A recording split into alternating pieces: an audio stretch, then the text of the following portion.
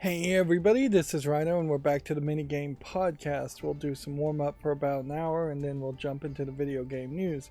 Today is Monday, March 3rd, and boy have I had a somewhat frustrating experience as we scroll down the 24-hour peak numbers as far as player counts.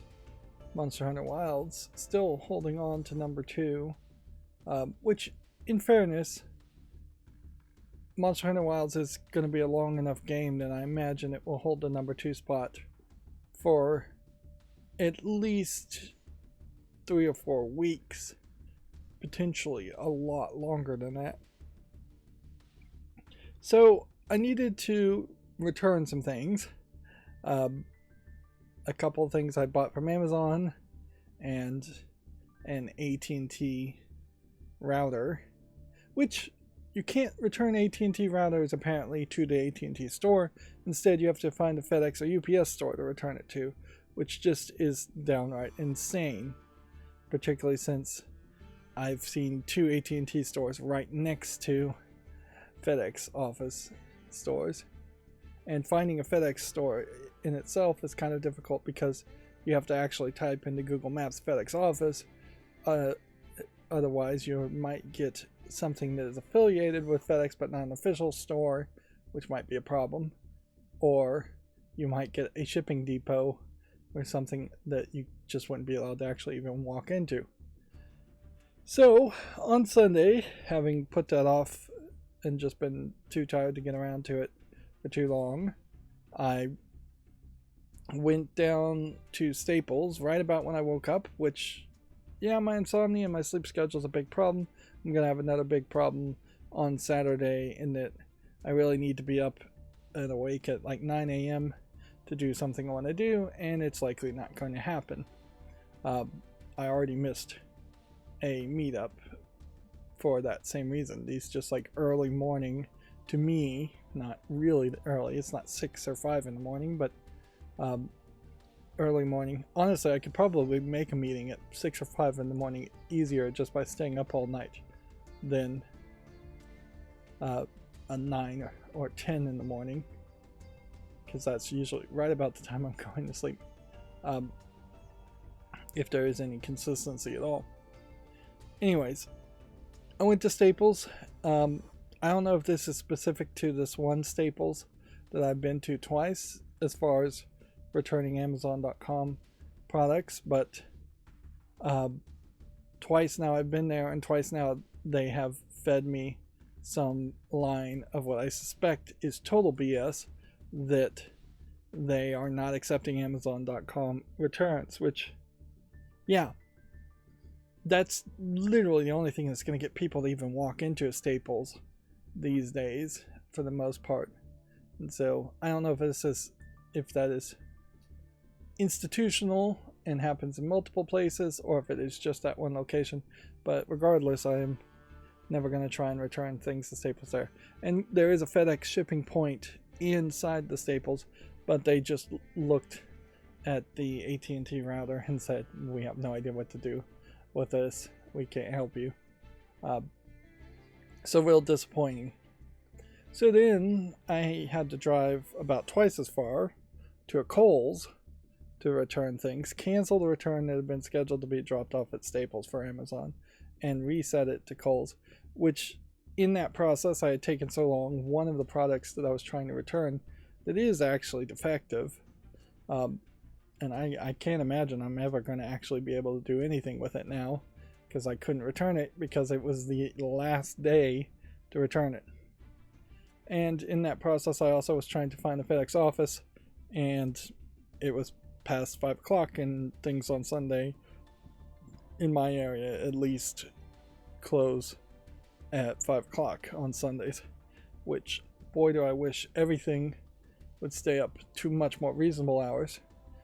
Honestly, I'd like it to be 24/7 that everything is open, but realistically, even on the weekend, it would make a lot of sense to have stores stay open at least until 7, maybe 9 or 10 in the evening.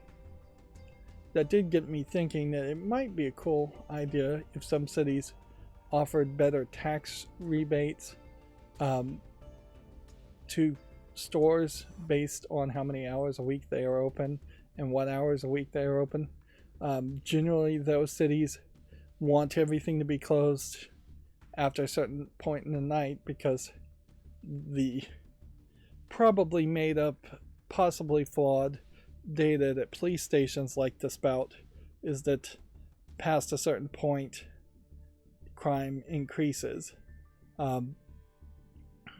And while that may have been true in some cases, it probably hasn't been retested in a long, long time.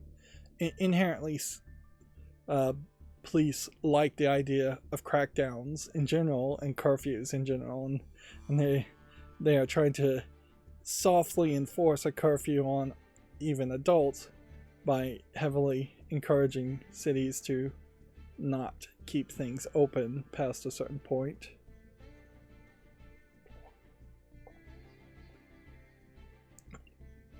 Yeah, and they mostly do that via bars and liquor stores, but in general, they also have less things encouraged to be open. And so you have maybe grocery stores, and that's about it, that might be 24/7. But yeah, it would be interesting how a city might encourage better hours as far as taxes, and more than likely it would be an increase in taxes overall to say, hey, if you are a business, or, well, first of all, they could certainly affect their own hours as far as government offices when they're open. Being open 9 to 5 only is extremely difficult for most working class people to go to a government office, pay a water bill, things like that because of that. But yeah, you could certainly say we will give you less we will let you deduct property taxes if you can prove that you are open in the time frame of 3 p.m. to 5 p.m. and then more deductions if you're open from 5 p.m. to 7 p.m. at least 5 days a week. And then, yeah, 7 p.m. to 9 p.m., 9 p.m. to 11 p.m., things like that. There is a bigger advantage to, other than my own personal preference, to that concept and that kind of encouragement, because really, most people in most locations could do better if they were working a second shift or third shift, in the sense that they were sleeping during the day, the hottest part of the day, noon, and working overnight the coldest parts of the day. Because in general, even if you are living in like Alaska, it's inside a building, potentially going to be a case where you're going to need to circulate air or cool air to some amount. Alaska is probably too much of an extreme there, but yeah. So you could encourage a lot less electricity usage by having more people work overnight. And honestly, it probably would just balance out, and it probably should balance out, that about a third of the people work a first shift, 9 to 5, about a third work a second shift, and about a third work a third shift. But it's not really the case there. The only thing is like farming. Does that not make sense? Obviously, night farming becomes a little bit more difficult because you need light at that point. Although, maybe not really that much more, because unless the plants themselves are hurt by being planted or tilled or harvested in the middle of the night, riding in a tractor with lights attached to a tractor is pretty easy. Hand picking food and fruit is the only thing that would need lighting at that point. So depends what you think of when you think of farming. Do you think of a bunch of underpaid, probably immigrants, hand picking food and fruit, or do you think of a person sitting in $1 million tractor going up and down fields? Both scenarios do occur. Anyways, I think I'm veering too far off my story here. So yeah, at the end of the day on Sunday, I managed to return one thing to Amazon, lost my money on another, and wasn't able to return the AT&T router. So I wake up this morning, realistically this afternoon around 3 or 4, and this is after several times of waking up and then rolling over and going back to sleep, which is my main problem there, is that short of some human threatening me, I will not stay awake. Alarm clocks just don't work on me. So yeah, I woke up around 3 or 4 in the afternoon and then had to drive again to a FedEx office and finally got the AT&T router returned. I did find out that one component of the AT&T router, I think they're called SFP ports. It's a little metallic rectangle that sticks out the back for a fiber connection. And those things are not really used in home routing, but they are used in bigger networking switches. And they're pretty expensive. I mean, $25 to maybe $100, $200 each just for the metal rectangle. And I asked FedEx, the person at FedEx office, if they were trained to check to see if that gets returned or not. And they said, nah, we don't really care. So you definitely could have a scheme there where you keep the SFP port and maybe try and resell it. In particular, if you worked at FedEx office, I would consider grabbing all of those, but you're probably under a camera all the time, so that probably wouldn't work. But yeah, there is also a caveat to that SFP ports are very difficult to program and kind of customly programmed and encoded to work with the hardware that they are. So it would be a journey of hacking, a high level hacking, frankly, to actually get them to work in a different router.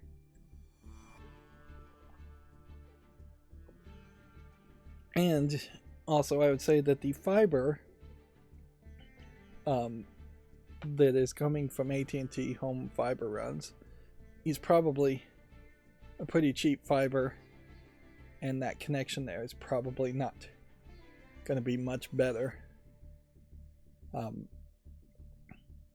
So yeah, you're taking a potential very big risk holding on to that, but you would need 2 of them anyways to really do anything. But yeah, I imagine if I was at AT&T, I'd say make sure that those get returned. Of course, AT&T very possibly just chunks the entire router and doesn't even bother to try and repair them half the time. So yeah, I've had quite a hassle in the past 2 days, which has hurt my productivity. Otherwise, I'm veering into having to start working on taxes, and I do imagine it's going to potentially take an entirety of a month just to get these taxes filled out, just because of me being exhausted and overwhelmed by it, and which means I have to declutter a table in my house enough to have a bunch of paper sitting around. But yeah, that's reduced my productivity. And I also wanted to say, if we can talk about a little bit of poverty finances here, just going outside the house cost me money. Maybe it is a problem that is more exacerbated by me, but in general, I think it's true for most people. Just driving around, like, none of those locations were very far, so they used probably a quarter of a tank of gas, so about maybe $10 worth of gas just driving around, going into 1, 2, 3, 4 different stores, plus a Domino's pizza, which I ordered a extra large meat lovers for Domino's pizza, and it took 15 minutes to cook, which would have been maybe 2 minutes shorter than if I just cooked a pizza that I had gotten from a grocery store, and cost $20, which is about 4 times more expensive just to go into Domino's pizza, which I thought I would do that because the pizza would be warm. Actually, by the time I just got back to my house, the pizza was lukewarm anyways, and not particularly good. So yeah, $20 down the toilet, or at least $15 down there, plus the annoyance of tipping too, of just being harassed and harangued to tip,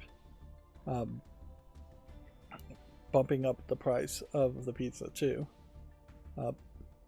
Then the previous day I walked around the Home Depot, not really intending to even buy anything. I was just killing some time just to see, and yeah, the Home Depot that is much further from me is, I think, way better stocked and organized than the Home Depot that is closer to me. But really, you have about the same in both. There are obviously thousands, if not tens of thousands, of things you can get on Amazon that you can't find at Home Depot. Things that are slightly different sizes, non-standard sizes, are just doing a little bit weird. For instance, a recessed canister, a conversion kit is something I'm keeping an eye out for. Something like that, not going to be at a Home Depot more than likely, because there's probably just a easier way in which somebody might convert a recessed canister into something else, into a flat mount connection.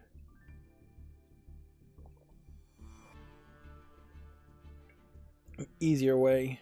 Well, it's probably not actually an easier way. It's probably a way that would cost more money and require more components that an electrician could then bill more time for. But yeah, I went into Home Depot, walked around, looked around, got a cheap scrap carpet for my garage for $25, 8 by 6 feet, which is, for what it really is just a water barrier in case my washing machine overflows again. That's about as good as you're gonna get. And I got a bunch more Wagyu connectors, which the Wagyu connectors at Home Depot might be in bulk slightly cheaper than buying them from Amazon.com. But a lot of the prices seem to be just about the same or even cheaper on Amazon. So yeah. So I ended up spending, I think, probably about $30. $30 at Home Depot. So yeah, just poverty finances, that there are very, very few places in the United States, and I imagine in particular the world, and where you can go out and do something and you're not going to end up getting charged something: bottled water, Coca-Cola's, entrance fees, day passes. Go to an arcade, you're going to have an entrance fee, or you're going to have tokens. Yeah, you can maybe take kids to a park, and they might actually appreciate that if they're very young, and that could be free. But outside of those kind of special events, libraries, I guess, might be free. But yeah, just on a day-to-day business, you can quickly be drained of money. And I'm using this as an example here, where in reality, I imagine most of the working class in the United States is spending a lot on a daily basis. They're maybe getting coffee because they're being woken up too early as they drive to work for $5. They are probably eating a lunch and not bringing a lunch, which is either going to come from a vending machine, or they're going to go out to eat, which could be anywhere from $5 to $25, $30, $40 a day. Possibly they're going to grab some food on the way home, which could be another $20, and that's just like a single person. They might be grabbing a whole family's worth of food on the way home. So you very possibly, if you're working like a minimum wage job and you worked 8 hours, let's make it easy. Let's say you're getting actually paid $10 instead of $7.50, which is minimum wage or something about that in the United States. Let's say you're getting paid $10 an hour. You've worked 8 hours a day. You made $80 a day. By my calculation, you potentially just spent $55 or so in food just that day from that $80. So you're keeping $30. That's not even including how much would have been withheld from taxes, or you'd have to pay in taxes as far as income taxes go. So yeah, this is a long example of just how capitalism has crept into every single aspect of people's day-to-day lives and created a situation that holds 99.9999999% of every person on the planet down in poverty. A lot of it being just straight up how advertisement has brainwashed people to engage in consumerism when they really don't need to. You could, in that previous example, and I'll stop ranting about this pretty soon, have pre-made coffee, which coffee itself is still expensive, and take it from home instead of going through a Starbucks, and that would save you a massive amount of money. But also, just waking up at the right time, drinking healthier things like water or milk if you can tolerate it for breakfast is also better. Or juice, antioxidants, anti-cancer. Having cancer certainly is expensive. If you can reduce your risk even a little bit by drinking juice in the morning instead of coffee, you definitely should be doing that. All of those things could be done if you simply could wake up at right times and start a job at a reasonable time instead of 6 a.m. start times at jobs, say 10:30, 11 in the end. And the same is true for schools too. The attitude and disrespect you will get for bringing a brown bag lunch is extremely high in any work situations. So you are ostracized and made fun of by grown adults often if you do bring your own lunch, but you'll save massive amounts of money. A brown bag lunch easily could be $3 or $4 in total and can be way healthier, custom meals for your own needs instead of going out to eat. Of course, if you're not going out to eat and eating with other people, then you're missing out on the aspects of socialization, and in the long run you may very well hurt your chances of success at that job. So you're literally forced to spend money to maintain a good work environment and increase your odds of potentially getting a raise or promoted for as little chance as that actually exists. And then the on the way home food pickup easily is just because you're exhausted and overworked in a job in many cases. Otherwise, it would be fairly reasonable to just go home and cook food for a much cheaper price. And the only way to really counter out a lot of these traps that have been created, intentionally or otherwise, is to have a housewife or a house husband, which in the past, and 60, 70, 80 years ago, was the only way many adults, males, were succeeding, is that they were working a job in a factory or something, but then they had a housewife that was doing all the cooking, cleaning, and child raising and at home. So you effectively had this free in-house chef, cleaner, nanny. But the manipulation during wars for women to go to work jobs, which I don't think it's a mistake that women should have the right to work jobs and should work jobs if they want to. People got manipulated at that point where they were tricked into thinking that they had doubled the amount of income in their house because the wife was working as well as the husband, when in reality that really wasn't what was going on. The amount of work that the housewife was doing now was either going undone or going towards paying a new cleaner, nanny, cook, or often in the forms of fast foods.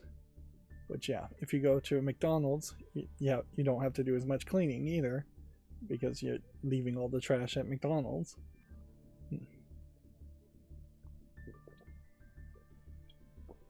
Anyways, that is a long global rant that started with a short natural rant of just the past 2 days of frustration.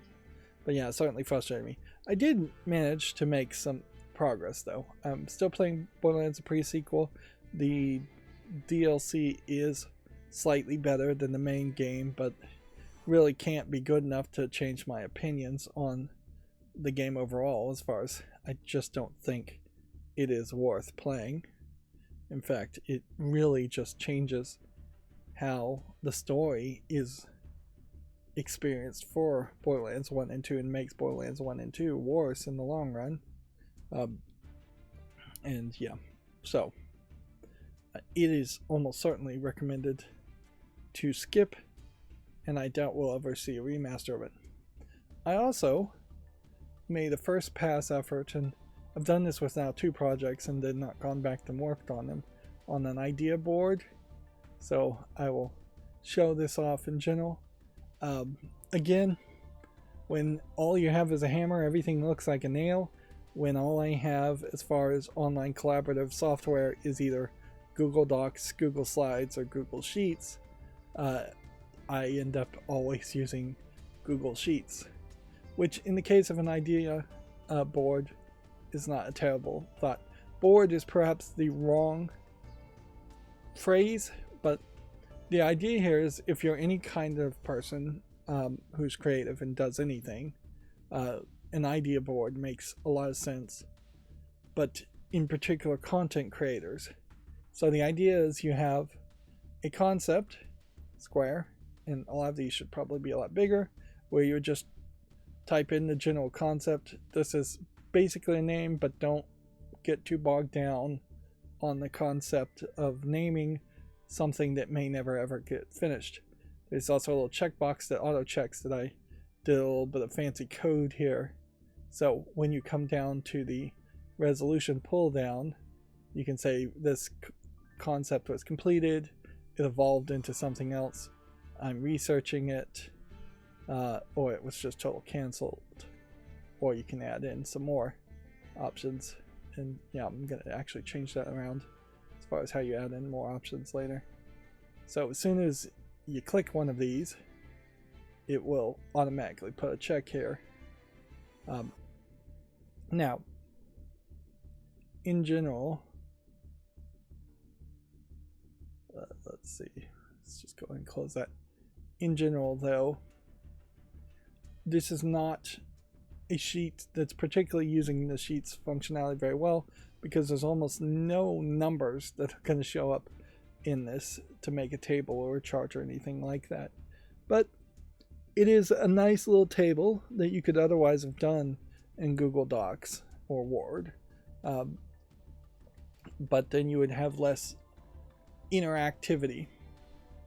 Anyways, to go through, you put in a concept, You put in a general description, and then that would be the off the top of your head inputs that you would just have. So you just have this ready to go on your phone. Whenever you had an idea, you put it in there before you forget the idea. And then you should just have a massive amount of ideas there. And again, this could be a collaborative creation process in which multiple people were putting in concepts and restrictions. Then there's an add-ons thing, which may get renamed at some point, as far as here's some more thoughts or details being added on to that original concept, which those thoughts and details might get split off or evolved into their own concept. The general ideas, and once an idea is on the idea board, it always stays on the idea board, even if it's just totally canceled, because in the long run, there's no possible way it would work. Here, I've made some categories, or I've set it up so that there is a different sheet here where you can have categories, and a different sheet here where you can have times, and adjust that. So, after that initial thought of an idea, which you would more than likely put it on the idea board, and then when you have more time, come back to the idea board and think about it, you'd say, what do I think I need to do to research for this idea? For instance, if I was going to do a retrospective video on Atari games, I would need to research Atari games, and then I probably would need to get into more details there as far as the different Atari consoles, and just like a list of Atari games and a list of stories. And if I was going to get really detailed, there's probably several books that would be worth reading. So you could potentially commit quite a lot there. And that gives you a better idea of how much effort, as far as research, would this idea take before you really commit to actually doing it. If you've actually done some research at some point, here's a category to do that. Here is, once you have that research concept, a point where you could say, how much time do I really think it's going to be? So I put it down here as minutes. Is this something that would take 20 minutes to make with all the research? Or is this something that would take 60 minutes? Or is this something that would take 3 hours at 180 minutes? Or 2 hours at 120 minutes? Or 200 minutes? And again, you could just pick any number or edit any numbers there.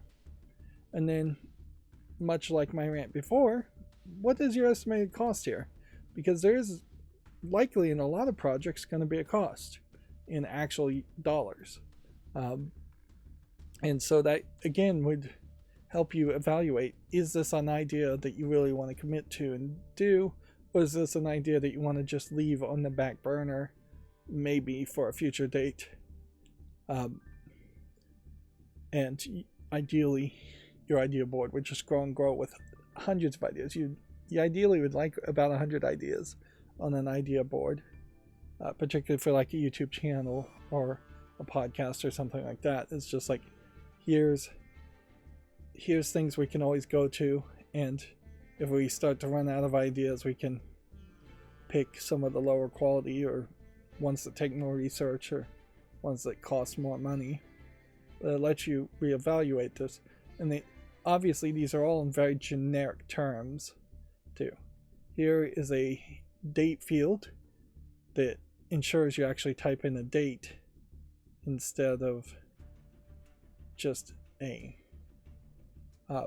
number or text, which when you're doing this on Android in particular, when you have data validation set up, is what it's called, it will pop up a calendar date picker instead of just the basic keyboard. Or if you're just doing data validation for numbers, it will pop up just a number pad. And then you have some kind of outcomes after the resolution as far as what was the actual completion date. That's something you could potentially make a chart from. What was the actual cost? What was the actual time spent versus the estimated time spent, which will likely be longer. And potentially what was the income there? Because yes, these ideas an idea might lead to an actual income of US dollars, which then could again be charted against an estimated cost. So, yeah, all very generic as far as just this is something I whipped up last night in a couple hours. And yes, there are templates that are somewhat like this, but I didn't find anything immediately that felt like it was great. There are definitely other softwares that take the real world way in which an idea board would work, which is you would have post-it notes, or you would have a pegboard and you would be pinning up notes onto a pegboard.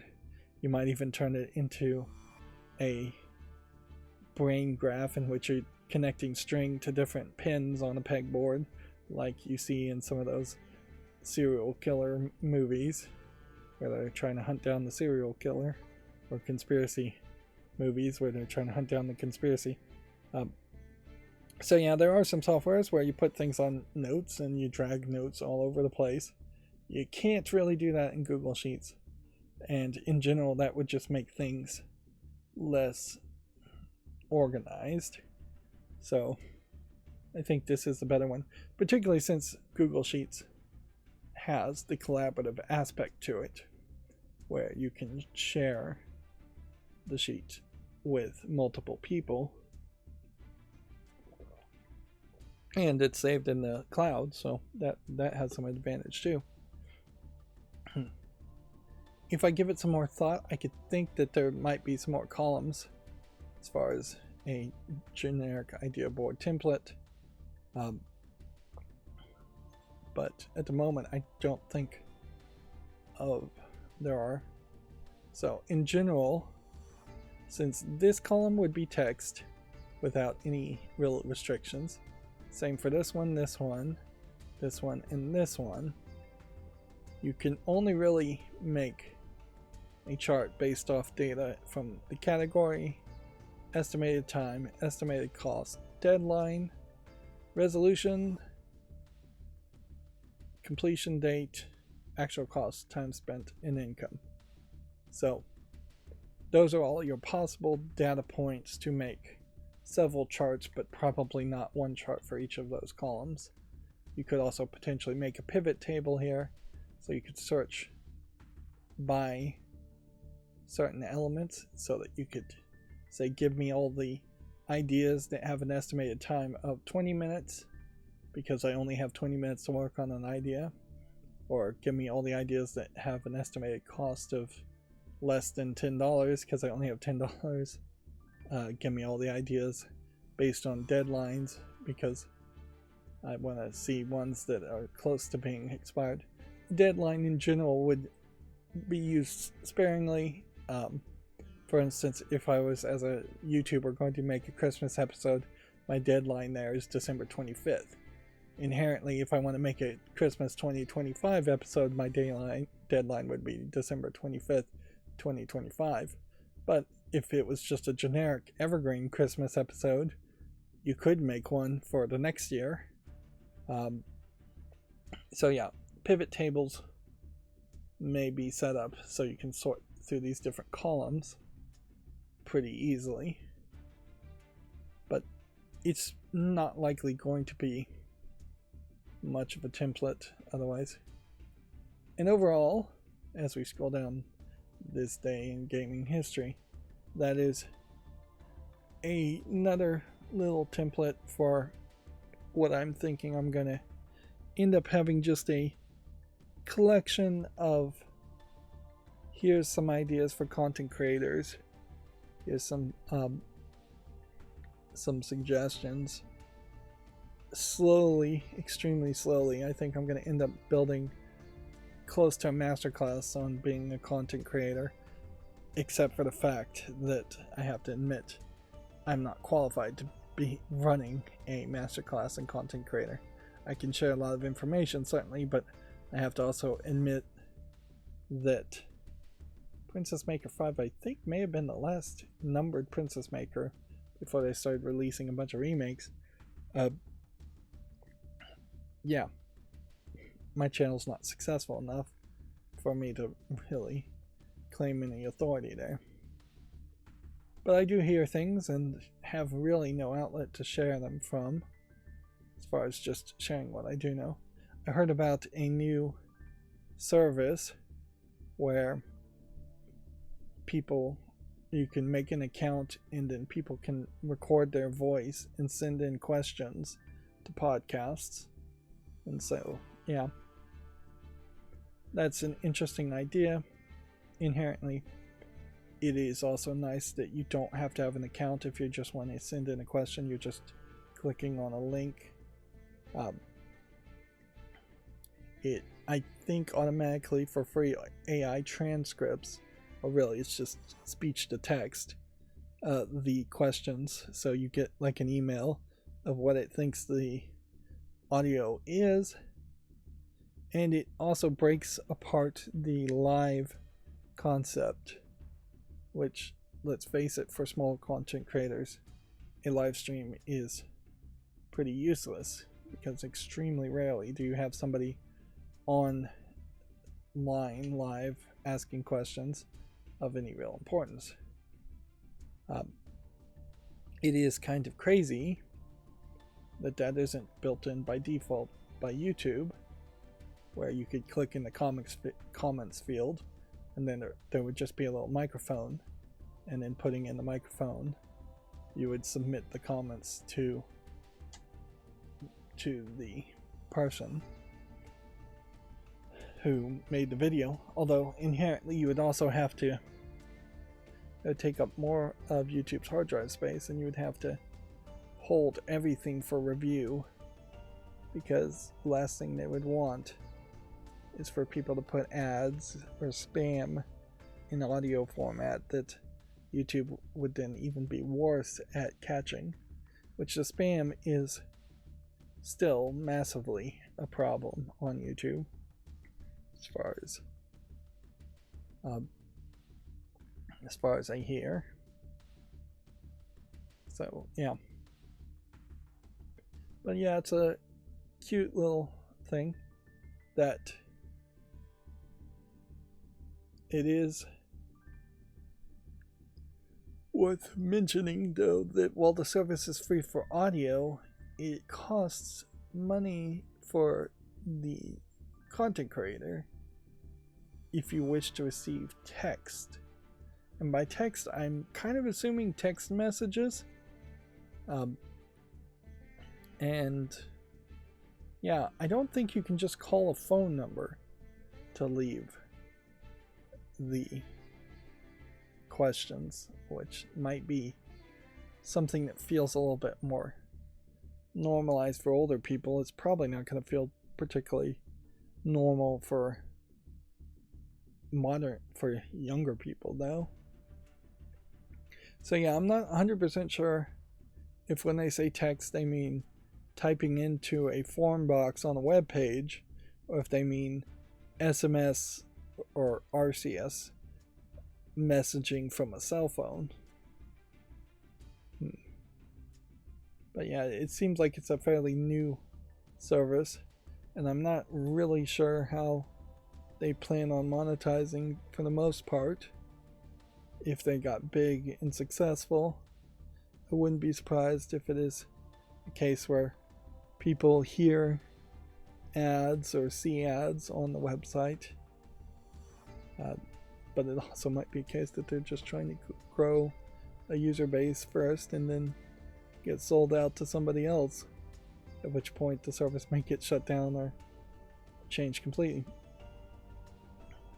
But it definitely solves one desire that I think a lot of podcasters would like, is that once you get to a medium size or larger, you do tend to have weekly questions at the end of podcasts, if your podcast tends to be one of the longer style podcasts.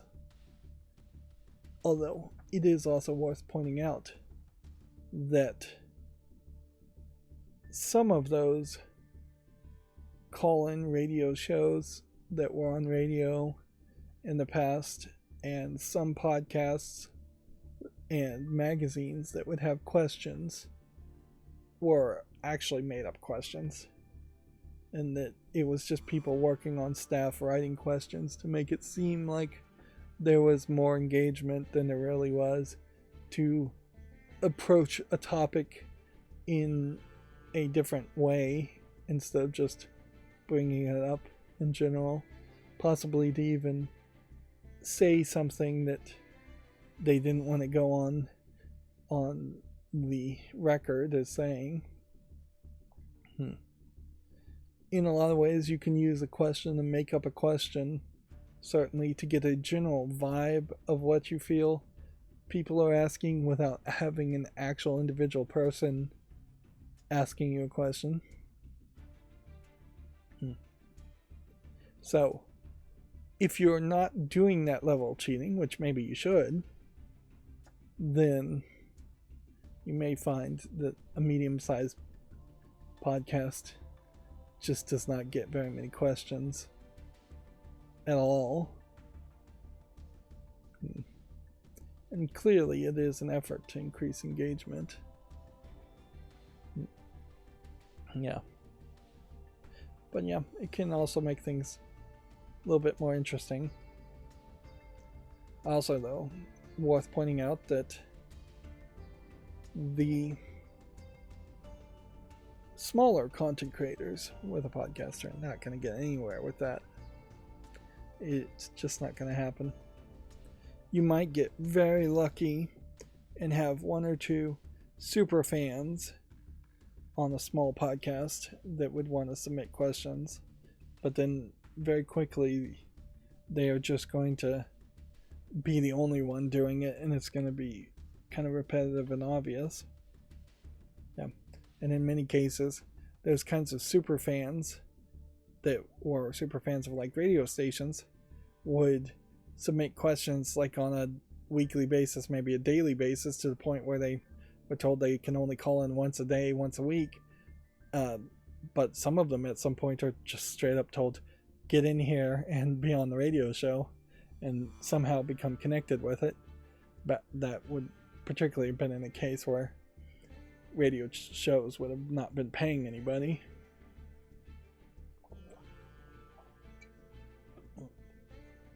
Yeah. And of course, radio is pretty well dead at this point.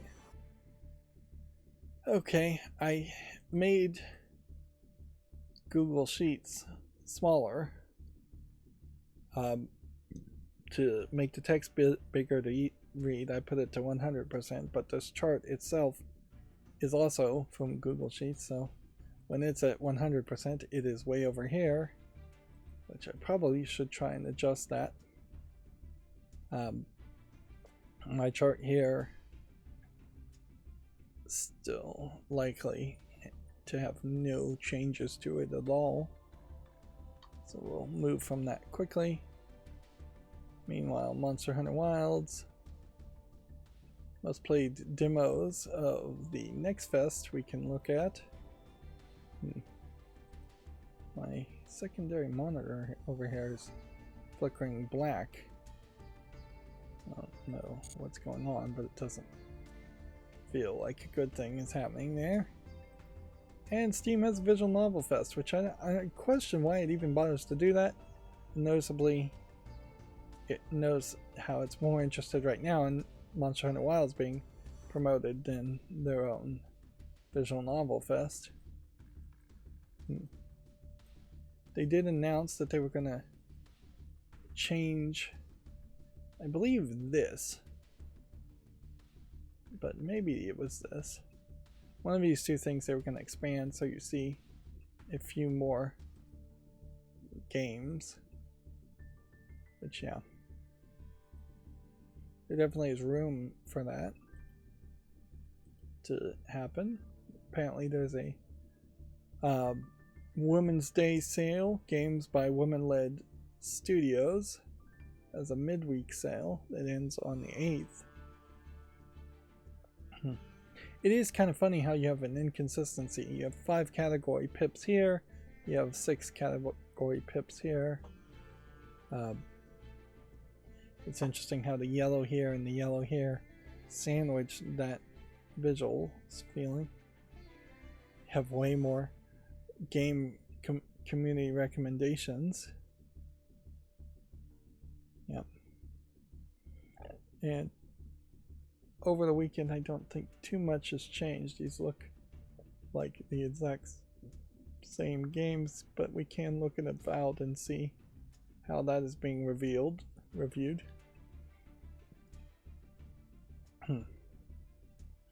It does kind of feel like, though, even if they have figured out a way to have more games presented, they maybe have gotten rid of a couple of columns here.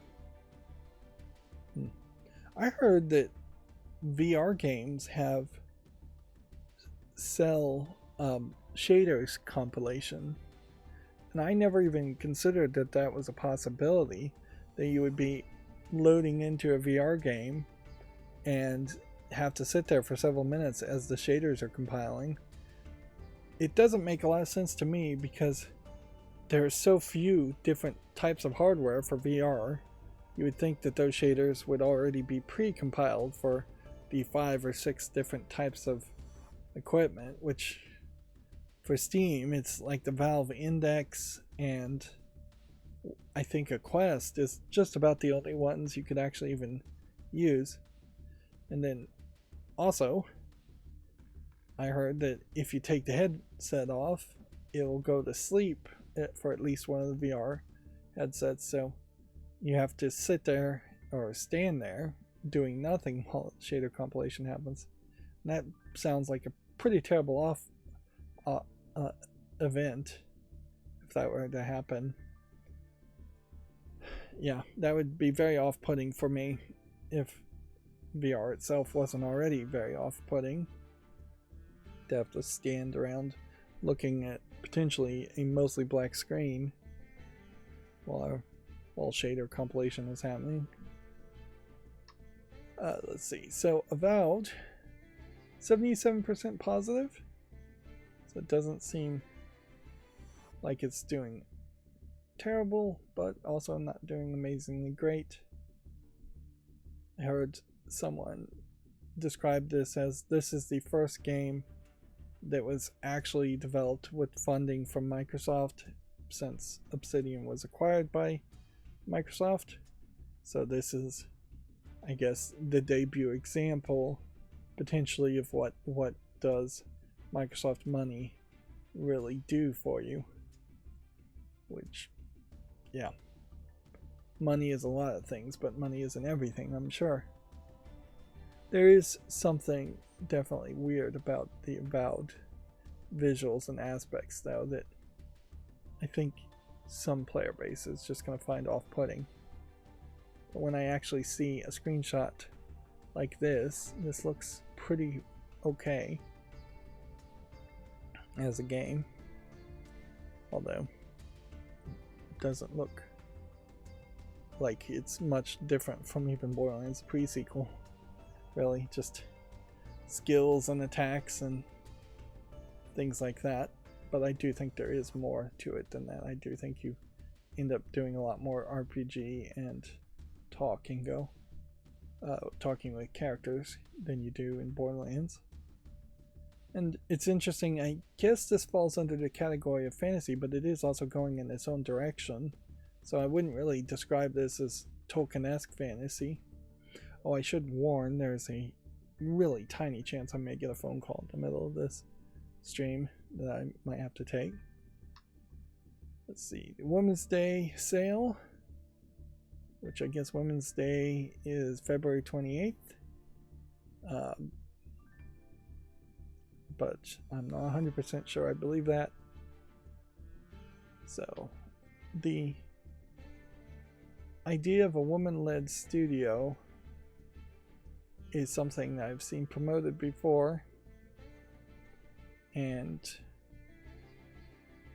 don't have any examples in my mind of a big AAA game developer that has a woman in charge of it, or even close to 50% of women as their employees. Um, for the most part, I have seen employment picture after employment pictures where it is 90-80% white guys working at video game studios, or Asian guys working in video game studios. So yeah. Now, there's two arguments you can make there. Maybe women are smarter and won't put up with the obvious exploitation that the game industry engages in. Maybe there are more women working in tech in general than gaming. I don't think that's probably true, because in general, also looking at the tech companies, I don't see a lot of women involved in there. I don't think it's approaching 50%.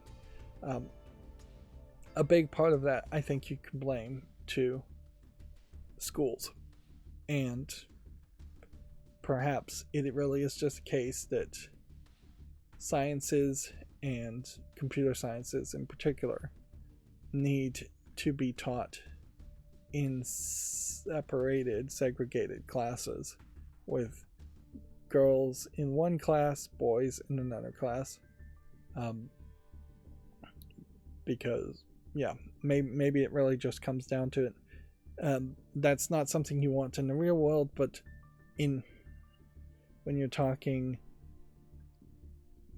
hormonal 14-year-olds, 12-year-olds, 16-year-olds, 18-year-olds, that there probably is some disruption going on there that discourages girls into the STEM sciences as much as it should be encouraged. And I definitely have heard horror stories of that being exactly the case. And a lot of that sexism, if not most of it, comes actually from the teachers, whether intentional or accidental. It is also worth pointing out that girls often are encouraged to go into other fields and often given opportunities in other fields.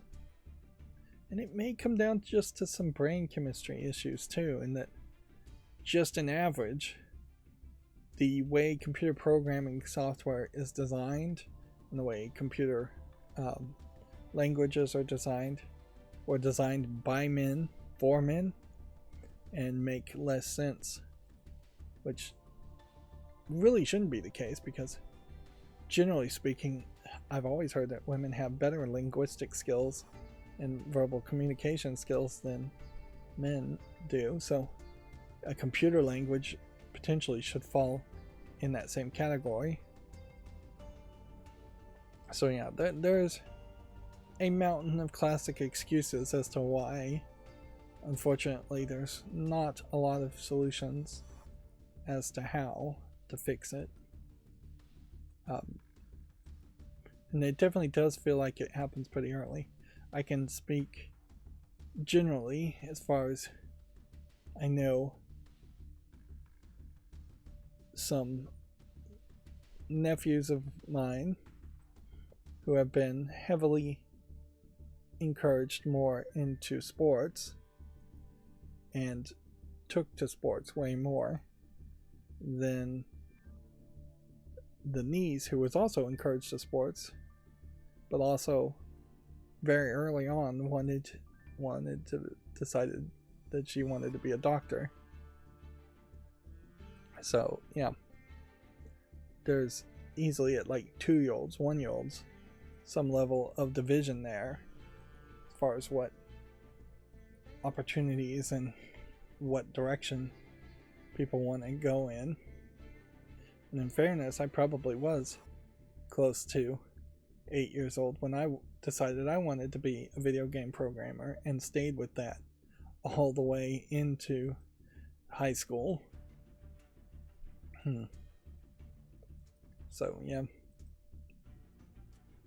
it definitely feels like there's a difference there, that it's a heavy social thing, particularly in the United States, but also way worse in Asian countries.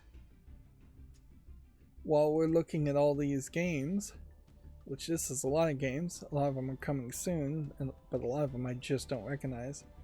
You can also see that they definitely have a different feel to them, just like different art styles, different directions. You're not seeing a lot of military first-person shooters. And yeah, my lovely wife, my lovely daughter, for instance, actually are fairly successful games. So it's not that all of these are just absolute failure games. They're just not the AAA games. I'd assume most of these companies are very, very small companies, if not independent companies. But you also have to be careful because there is a danger here that you could really have I want to say pimp, but that is definitely the wrong word. But you definitely could have a case where secretly a company is being run by a man in the background, but the figurehead is a woman just to look woke. Yeah. There is a danger in that too. I would also imagine that there probably are more companies that are heavily women-led that just don't want to be listed like that or promoted that way. There's as many people who are anti-equal opportunity, which they now call DEI, as there are people in the United States that are pro-equal opportunity. They made a huge mistake, I think, by moving away from equal opportunity as a phrase. Perhaps that was intentional. Maybe corporations and governments started calling it DEI because they hoped for that to be unpopular. This is a boss rush, very fast-paced hack and slash bullet hell game that's really difficult and was very successful. I felt it was fairly unique, but I, to my mind, had no idea that it possibly was by a woman-led company. In fact, I'm actually very inspired by seeing so many games, although we are seeing a decent amount of repeats too. But yeah, I'm actually very surprised. I'm very surprised that there isn't just a massive amount of visual novels here exclusively.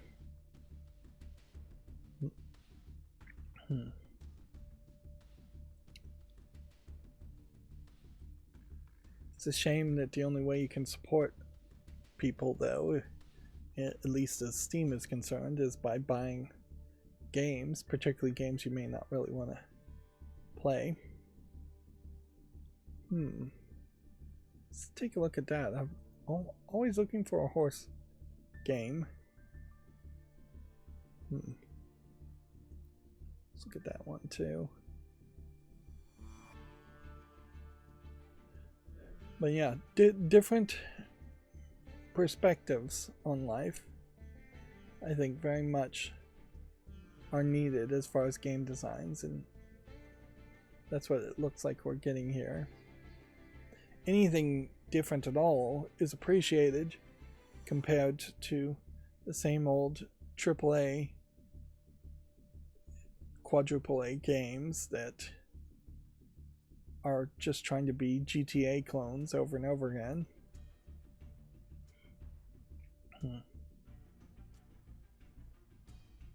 Yeah.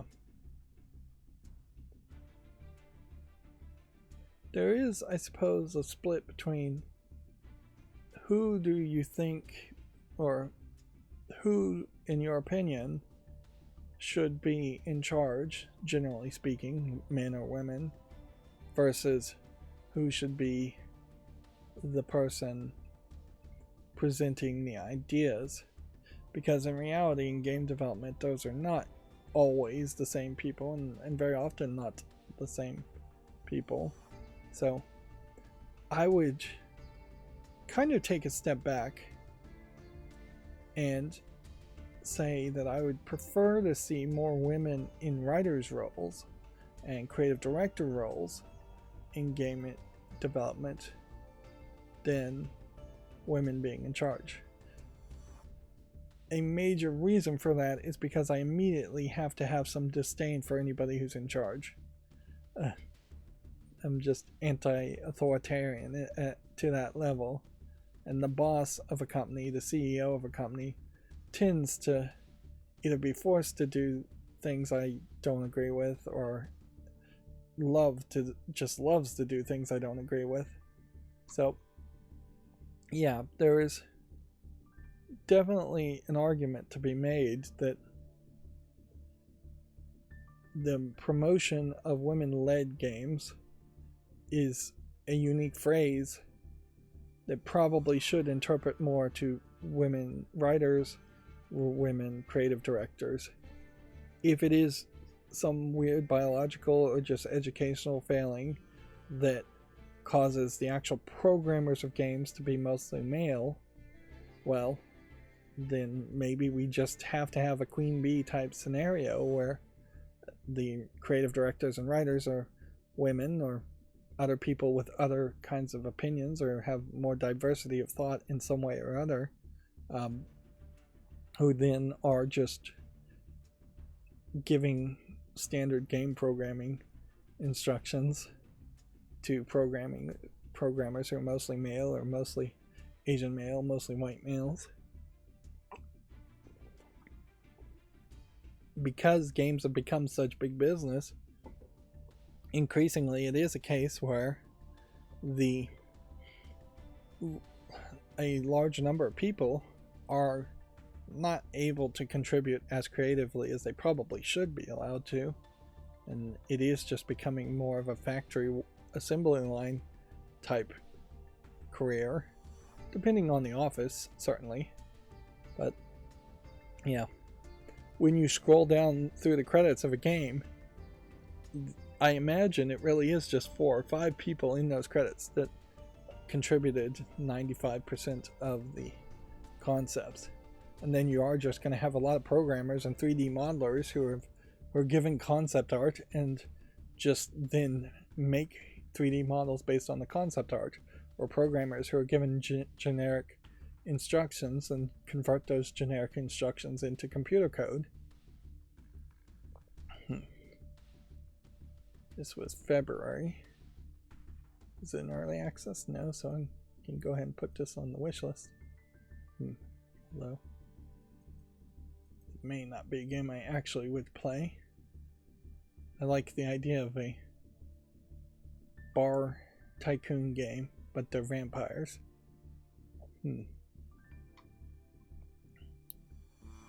Kazans is very positive. Probably should go ahead and just put it on the wish list.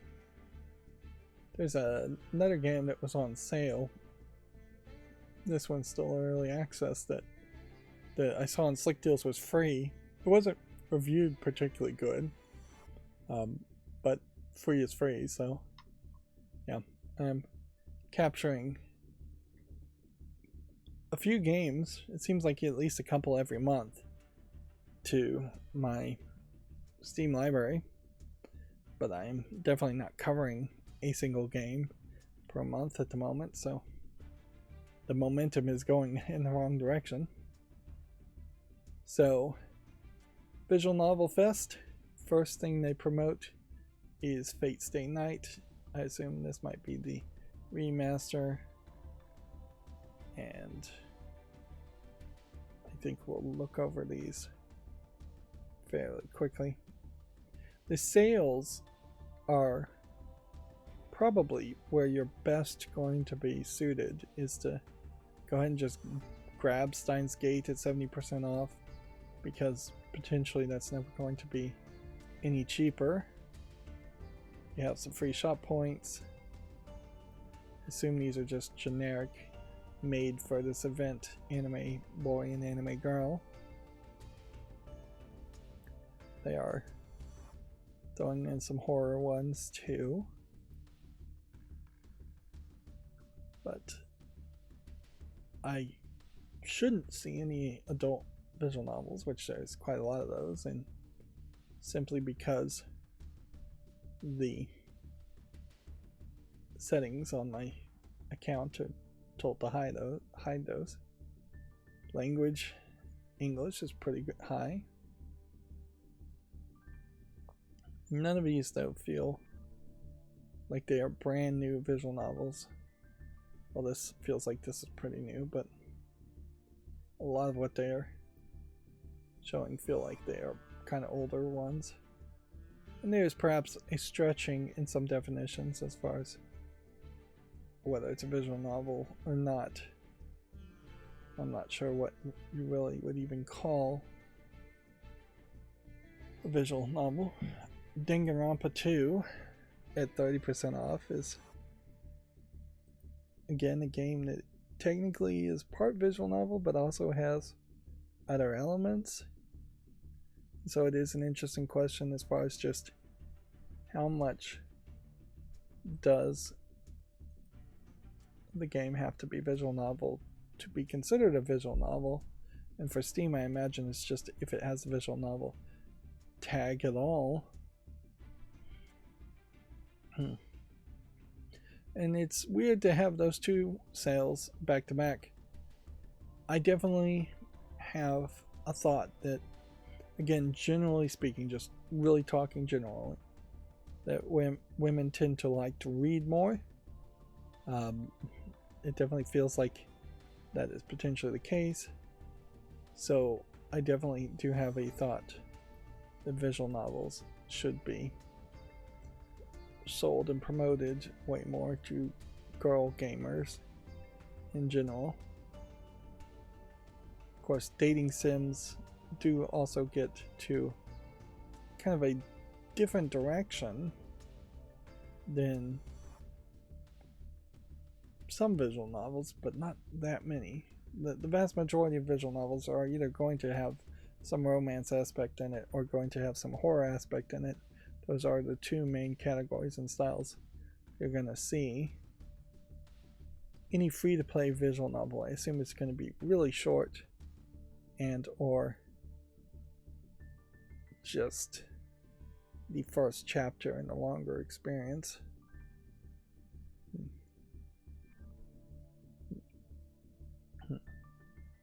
There is definitely an argument to be made from the gamer side of visual novels as far as is it really a game in a lot of cases, particularly if you're talking a kinetic visual novel where there are no branching paths or decisions to be made.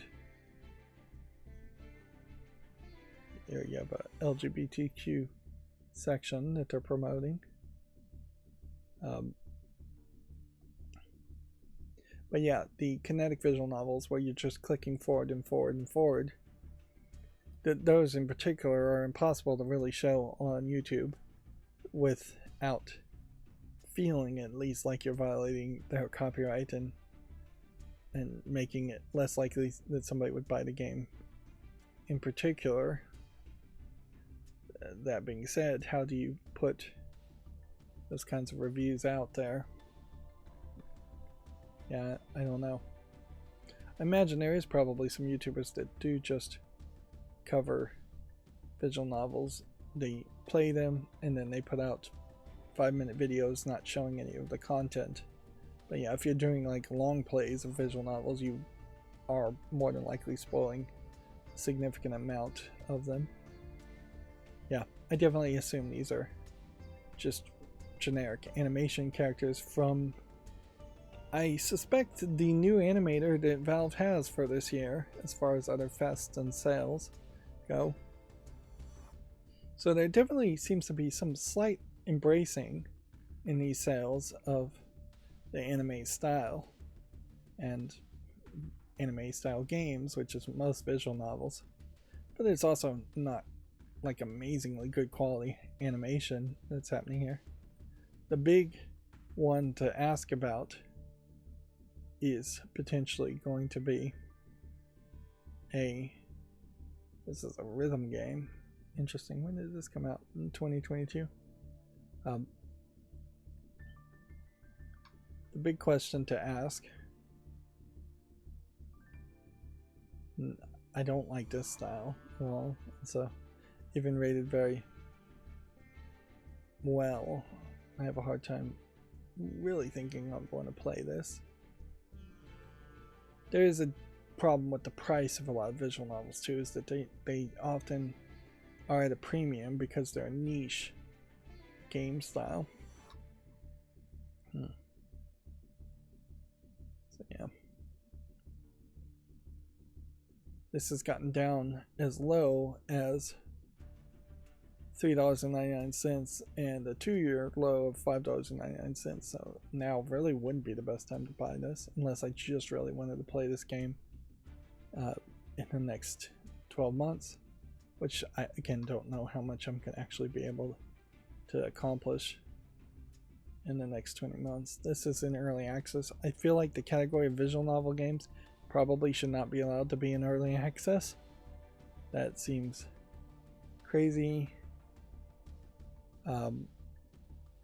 And even though they updated with a warning to say that they're for games that haven't updated in a while, they don't have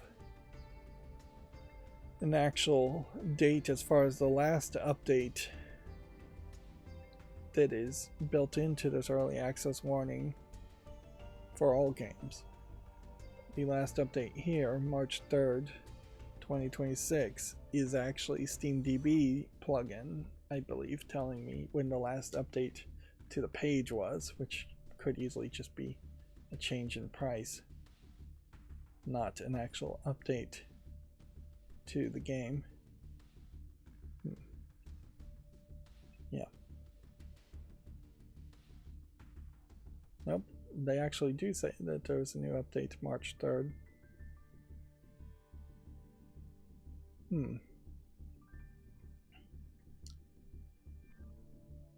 Okay, still think it's kind of weird though to have a game that seems so visual novel-y. At some point we will get to a level where text-to-speech is just free and easy and built into engines, that more and more games will decide to go away from the visual novel aspects completely, and text will just always be spoken out loud, and at best you'll have just subtitles showing up at the bottom instead of a longer amount of text. The technology is there right now to do that. It's just not directly integrated into game development, which would be a major milestone. Plus, 3D modeling of face and lip movements is not really there, which would be the next milestone as far as being able to say, here, you're going to create several lip flap animations and possibly head poses and blinks and emotions that you would have the characters have while they're talking, so that when they're speaking, it looks like they're really speaking. And at some point that is just probably all going to get wrapped up into being called AI voice acting, replacing again actual workers. Take a note here how this pretty portrait has way more movement in a live 2D style, in which it is a 2D character that is going through some loops. Although, actually, I wouldn't call this live 2D. This is really just an animated GIF going in loops. A live 2D takes a 2D image and tends to stretch and skew it in a weird way to make it look like it is a 3D image. And it looks very much similar to this, but there's a slight difference. But yeah, this confident portrait barely has the character move at all. In fact, yeah, for as much movement as you see here, you would half suspect that this one is absolutely static. Well, I saw him move. Yeah, he does just on a rare occasion. And it's free, so might as well take them. But this is once again one of those cases where I've never seen a dialog box that looks like that. The store front still is very useless. The point shop is very useless. And yeah. And always the Steam point shop, I think, is the equivalent of YouTube Shorts. There probably is a audience that, let's go ahead and get that one. That one's kind of cute. Get that one too. In fact, we could probably just get them all.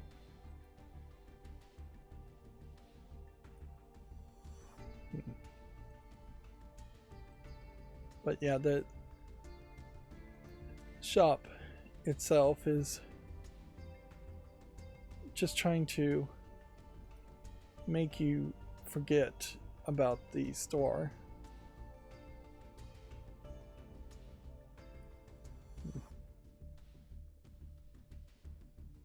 These are definitely not things I'd really care about. So buying the full bundle's not worth it.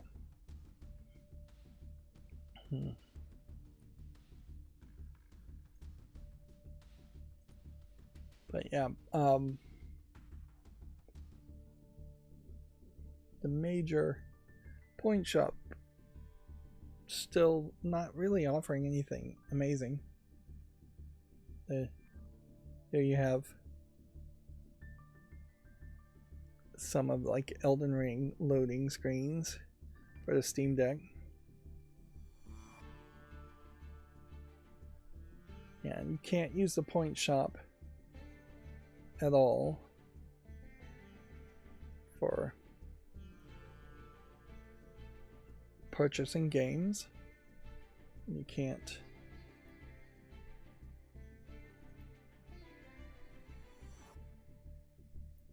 use the point shop for purchasing gems or trading cards.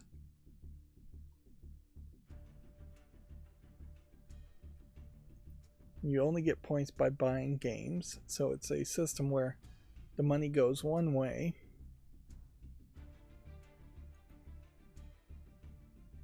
Here was the animator for the 4 seasons of this delivery girl, which I think that they probably made a mistake by not just saying, hey, we're going to stick with the delivery girl, that she's our new mascot going forward. I suspect we won't even see an actual mascot character show up for that's a kind of nice frame, if you can think of any frames being nice. But yeah, I wouldn't be surprised if we don't even have a mascot character that shows up for this year from the new animator.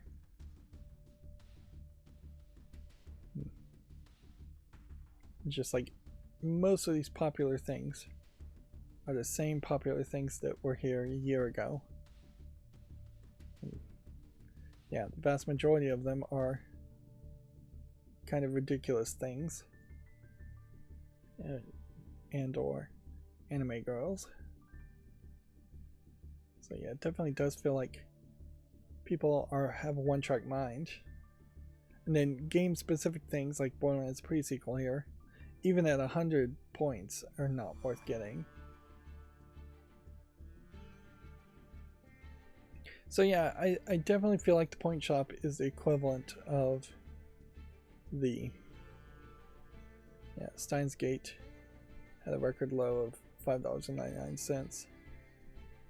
Last seen on January 15th, 2 months ago.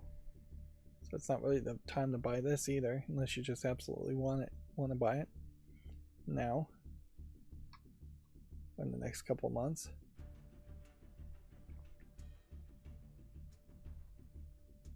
But yeah, I wish there was something more that the point shop could do to engage with more people, but it just doesn't seem like there really is a case of anything happening there, and they're not putting any effort into it. And by all means, they should work on the Steam Deck way more than they should work on the point shop. So, and Steam OS, I really would want to see all hands on deck as far as Steam OS.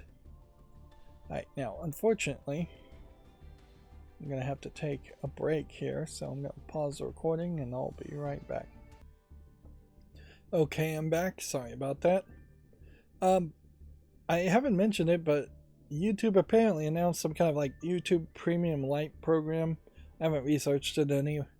It's probably a case of just boiling the frog, in the sense that they're trying to reintroduce some commercials while also getting people to pay for YouTube.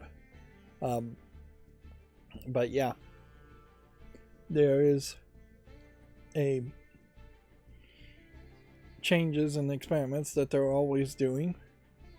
Linus Tech Tips threw out an interesting accusation there that can't really be proved, in that since he has his own separate float plane and service that sells ads, where you can watch videos there from Linus Tech Tips, and several extra videos and several side videos.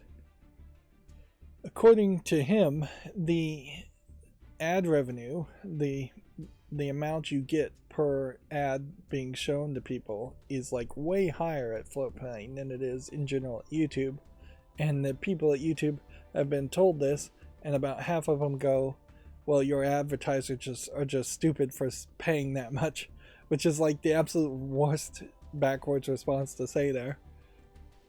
So his accusation, to simplify it, is that about half of the people at YouTube in charge are not trying as hard to get ad revenue to be higher, where more money would come from advertisers per ad going into the pockets of the content creators to some extent, with YouTube also taking a 30% cut there.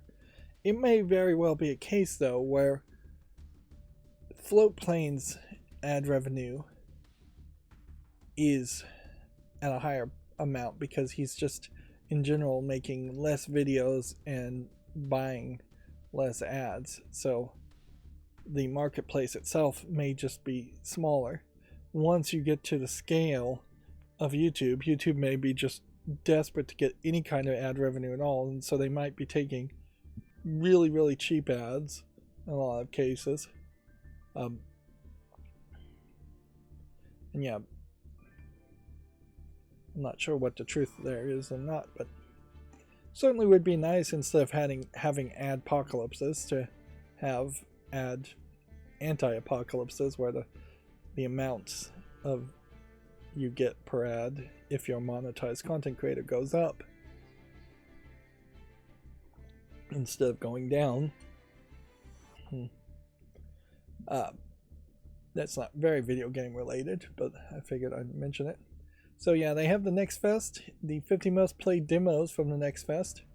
Yeah, we can scroll down this very quickly, but I don't want to spend too much time on it because this more than likely is just going to be a case of a popularity contest, or if not so much popularity contest as a clickbait contest as far as screenshots go, to convince people that they should play one game demo over another. Still doesn't really make a lot of sense to me that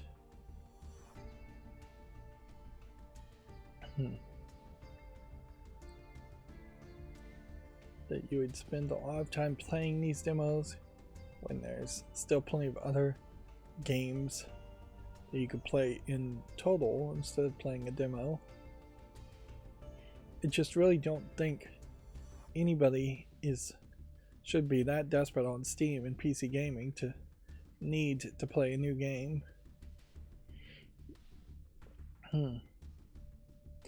Yeah. And I don't know why that specifically reminded me of what I want to talk about next as we look at the Steam Decks to see none are available. But yeah, I'm still watching Psych on Prime Video, and I think I'm at the end of season 3 with the first Yin Yang Killer episode, which that's a recurring bad guy that shows up. And even at that point, when they've gotten they still are doing the kind of gay panic jokes. There's a character that gets introduced named Mary, who is a male character named Mary, and they just make fun of that and make him act effeminate and weird, although not to a major extreme. So it's more that he just has a weird name a little bit more than he's actually presenting as a gay panic character. But then I think they also say gay in that episode. And man, yeah, it is very noticeable. It's just like whoever was in charge of Psych at that time, and I wonder if this actually just goes throughout the entire series, just using gay as a derogative term. It's very noticeable and it's very weird, and it definitely forces me to realize that I, in general, have a problem with that.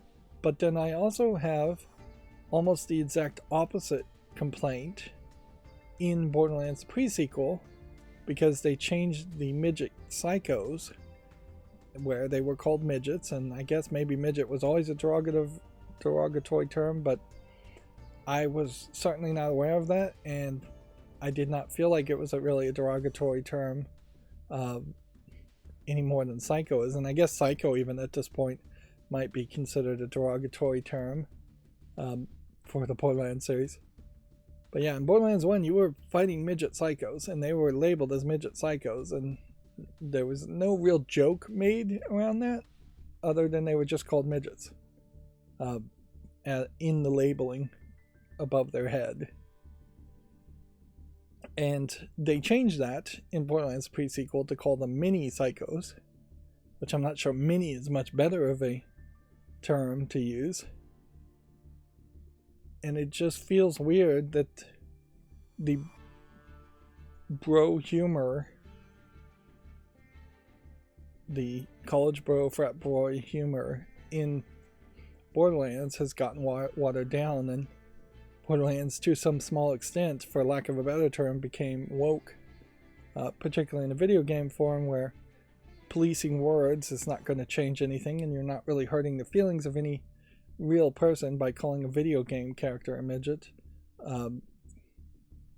So yeah, I really think it probably should have been a sign of the times, much like the Psych TV series, and that they should have just left it alone. And I guess I would be making the exact same argument if there was a beep every time the word gay was said in the TV series, or if they overdubbed it very poorly to say something else. I don't even know what you would say in that case. But yeah, I guess I am more opposed to censorship, even if it is self-censorship, than I am opposed to actually offensive words. Now, in fairness, perhaps even Borderlands, which was trying to be edgelord and edgy, should have been forward-thinking a little bit more and not called the characters midgets in the first place. But yeah, that is certainly asking a lot, because at any point in the future, any word could be considered forbidden. And now that we are swinging much more towards conservatism having their way, we'll probably see an anti-woke movement in which words or other kinds of words are considered unacceptable. Although I don't know how really that would play out, particularly since most people in charge of making video games are extremely SJWE.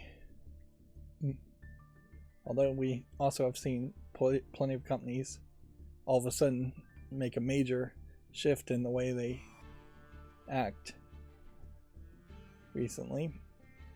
This is dangerously getting into a conversation about politics, which I never want to do. But yeah, I am in this weird position, certainly watching Psych and feeling like they are leaning on gay and gay panic comedy way too much.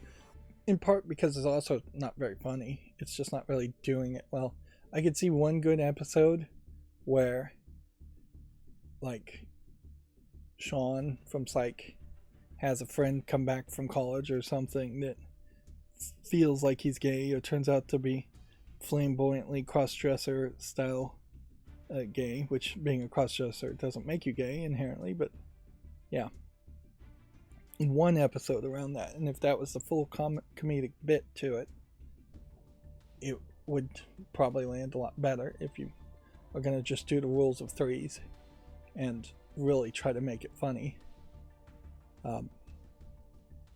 Particularly, you would have to not be punching down, and you would probably have to make Sean, the main protagonist of Psych, the butt of the joke in some way. In the same way that Seinfeld's episode of, not that there's anything wrong with that episode, I think stands up pretty well even now, for the reason that they aren't really trying to punch down, or at least they're bending over backwards to not punch down in a joke. That's another thing about Borderlands pre-sequel that's completely separate that needs to be addressed, though, is that as far as I can tell, the writing throughout the entire game is probably from 2K Australia, and that explains probably why the voice acting doesn't sound particularly great to me, but the comedy lands incredibly flat. I've seen some other Australian comedy, and it does seem like it is pretty straightforward, pretty flat, pretty deadpan. I just don't think it translates to a United Statesian's mentality at all. And as such, there definitely feels like there are comedy bits in Borderlands pre-sequel that you easily could go over most people's heads. It doesn't feel like they really repeat the rule of threes or anything like that either.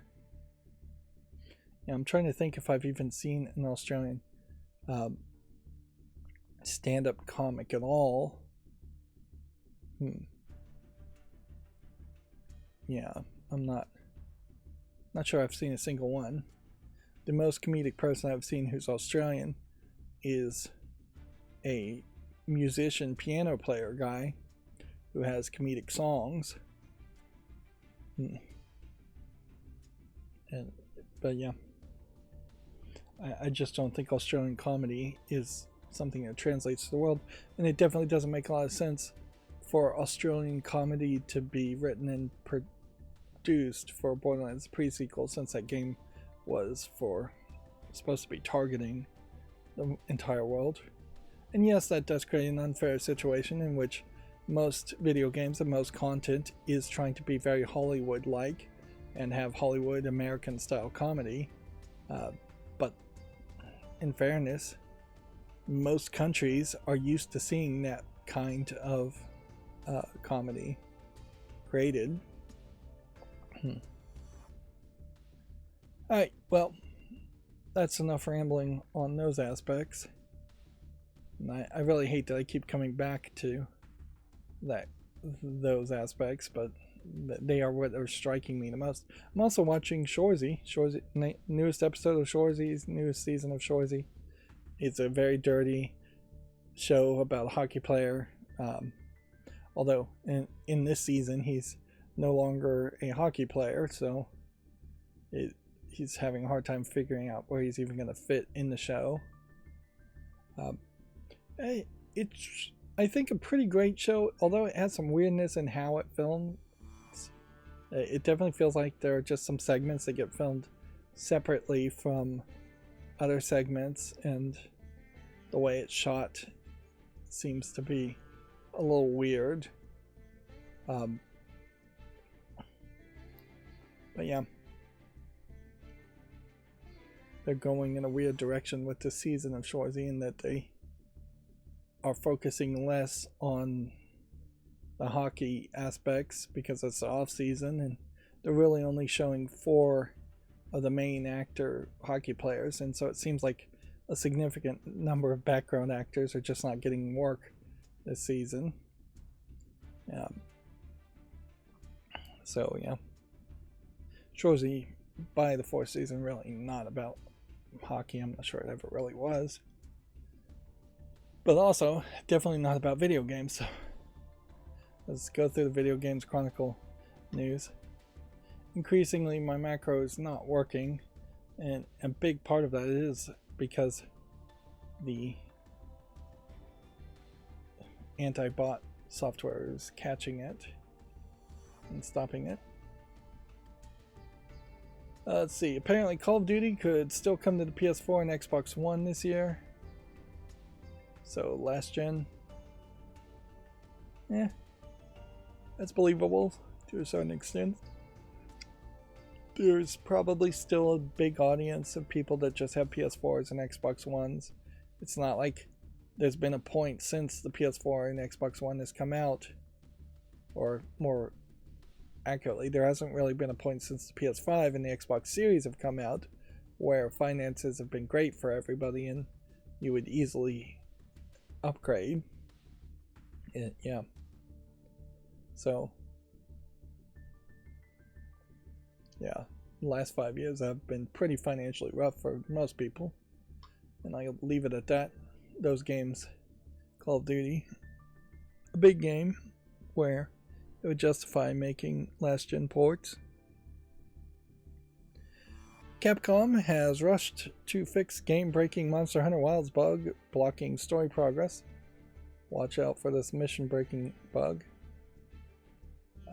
Apparently they haven't put out a patch yet, according to this article. There have been many complaints, though,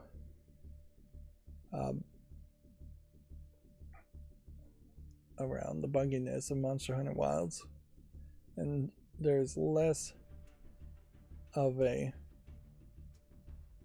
so it's in main mission chapter 5-2, a world turned upside down. The NPC doesn't appear. I wouldn't be surprised if the NPC actually is falling through the floor.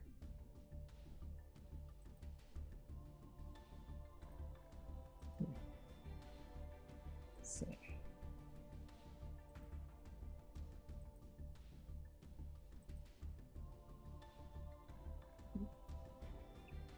But yeah,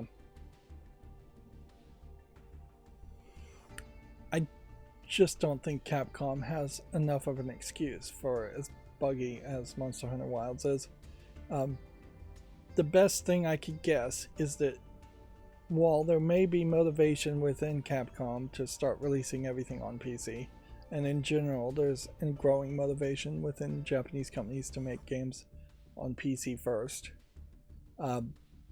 I wouldn't be surprised if there's many subdivisions of game programmers who are just not in that world as far as making PC ports and PC games, and that they are used to using PlayStation APIs or Nintendo APIs to make games and put those console games on those consoles.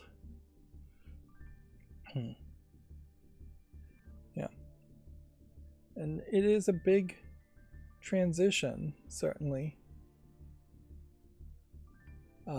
Speaking of big transitions, this is again not video game related, but one of the consoles, let's see if I can find this, has put out a major update.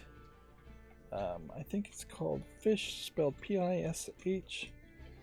So now it has been completely rewritten in Rust. Guess it's not PHISH. Maybe it's FISH.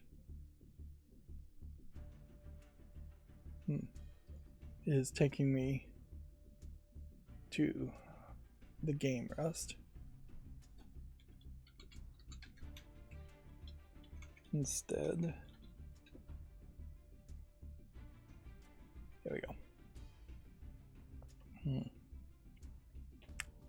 So, this might be the first major Linux program or package that a lot of people might use that has made that full transition to Rust. So, Fish 4.0 had 2,731 changes by over 200 people. It has been entirely rewritten in Rust. And apparently that will be completely invisible to the end user. They've also changed how Fish as a... I'll have to figure out a way to explain what Fish is. It's basically a command prompt terminal screen that you could use, which there's multiples of those you can use in different Linuxes. But they've changed how they work in general, so it works closer to KDE Plasma's shortcuts. And yeah, KDE Plasma in general just growing in its influence.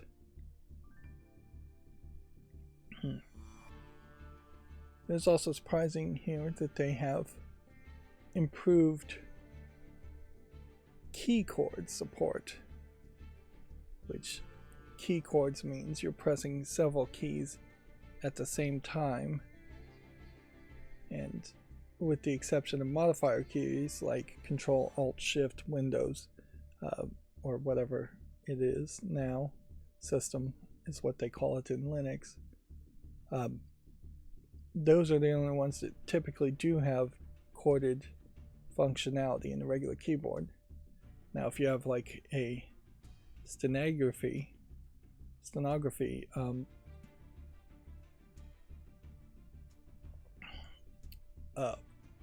keyboard by some way, then you could chord more keys being typed in.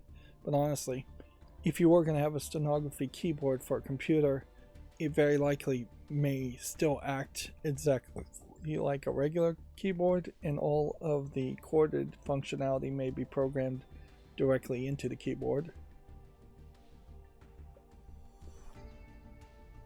Which at some point I do think I'm probably going to convince myself to get one of those stenography keyboards and play around with it. Although programming with a stenography keyboard doesn't make a lot of sense. So here's what Fish looks like. Really, it's just a command terminal, but it being programmed in Rust potentially is going to have a case where you won't have as many potential simple mistakes and bugs in their programming. Looks like there's some command completion now. As far as suggestions, it would be a lot of work to try several different command prompts, terminal screens like this to see if Fish is the one for you or not. There are several others, but it's exciting from a Linux fan's perspective to see Rust being more adopted. Less buggy software in general is an exciting prospect. And yeah, Linux in general just growing is an exciting prospect, as that October 14th shutdown of support for Windows 10 gets closer and closer every day. Okay, let's see if I can stay on track here and stop rambling as much. Clearly, this is where I'm dropping the ball, is that there's somehow has been an extra 50 minutes I've added between when I really wanted to start talking about the news and now. Apparently, 2 of the acclaimed Souls-like games are leaving Game Pass. 2 Yakuza among the games leaving. Interestingly, though, they're showing Liza P. Also as a screenshot in No More Heroes 3. Yeah. So yeah, I don't know what to really say there, other than, yeah, you definitely don't own these games. No people really thought they did, but it's just important to be reminded. The Visions of Mana co-director has launched a studio to protect creators. After NetEase closed his last studio, Kinji Ozawa says developers shouldn't take the fall for management mistakes. It's a very reasonable statement, in my opinion, to make.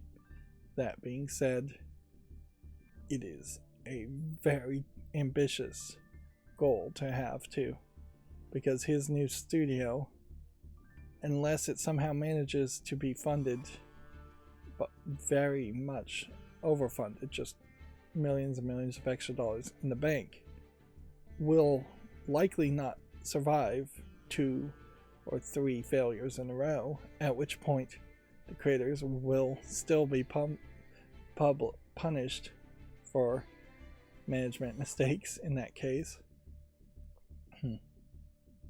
Yeah. That inherently is just the capitalist system that's been created, is that there is effectively a CEO, let's just call him a king, and the king has some princes and princesses, and they have some dukes and nobles, and it just keeps going down and down and down to the peasants, who at best get table scraps, at worst get executed by the king and the higher ups of higher classes. Unless he wants to make some kind of flat infrastructure or nearly flat infrastructure union shop in Japan, there's just no way to make a business that actually works that way. And generally the laws, in the United States at least, require there to be one person that can be sued and one person that's in charge. So even if you were going to have a union shop that had a flat infrastructure, legally you still probably have to vote amongst the union members to make one person be the leader of the company, and the person who would be the legally controlling of the company. And at that point, if you voted for a CEO in a union shop, you're almost certainly making the management, at which point you're kicking them out of the union, more than likely. Yeah, I don't know how else you make a business like that. It would have to almost be a private angel investment type business that was a artistic co-op. And yeah, legally, I don't know how you form that in the United States, and I have no clue how you'd form that in Japan. But it is a nice thought, certainly, and certainly probably something that should be said outside. It might be a little bit of blaming management and not taking any blame yourself, which in Japan, I can totally agree that it probably was the management's fault 100%. But yeah, in this announcement video, we see a very artsy announcement, to say the least. And I guess really it is perhaps a cultural thing that we haven't seen any Japanese developers just going independent and saying, hey, I'm going to be an independent developer and it's just going to be me making games and me alone. They all have this idea that they want some kind of business structure involved with it. They want an office to go to, undoubtedly because Japanese houses are so small, and they want to work together with other people, undoubtedly because the Japanese society in general is not accustomed to working alone or being alone and at any level. So yeah, I applaud the ambitions here. I question how well it's actually going to happen. So, but all we can really do is wait and see. And in contrast, I definitely have to question why don't we see more of this throughout the rest of the world? Like, hundreds, if not thousands of people have been laid off in the United States, in North America, in Europe, just in the West in general. We've had maybe 4 or 5 of those people being laid off form their own company, whereas the vast majority of everybody else seems to kind of get lost in the shuffle, whether they go and work other jobs outside of the video game programming industry, or whether they just get another job for another major corporation. It's unknown. It's probably a little bit of both. But yeah, it wouldn't be crazy for more of these game developers to go independent. Although perhaps communication is part of the problem too, is that people don't know how to announce or form corporations or go independent when they lose their jobs. It definitely is a case, at least in the United States, that if you got fired today, your first instinct, more than likely, is to start looking for a job tomorrow, working for somebody else. It's very rarely the case that you just have some extra cash and you can form your own company if you got fired today. And yeah, you may get unemployment for 6 weeks to 6 months in the United States, which will give you a little bit of buffer, but it's not enough buffer to actually start a company. Probably takes about a year to start thinking about a company. And you definitely wouldn't be in the best mindset to start a company if you're laid off. Most people don't want to be their own bosses and don't have the skill set to be their own bosses. That's another thing to certainly mention, is that a lot of people are not confident in what they do, that they can do everything, or they are not confident in that they can manage themselves, which maybe there's some truth to that, maybe there isn't. Moving on, Capcom's Monster Hunter Wilds drove Steam to a historic 40 million concurrent user peak, which that is a number that I do not see, so I would have to question how they got that number.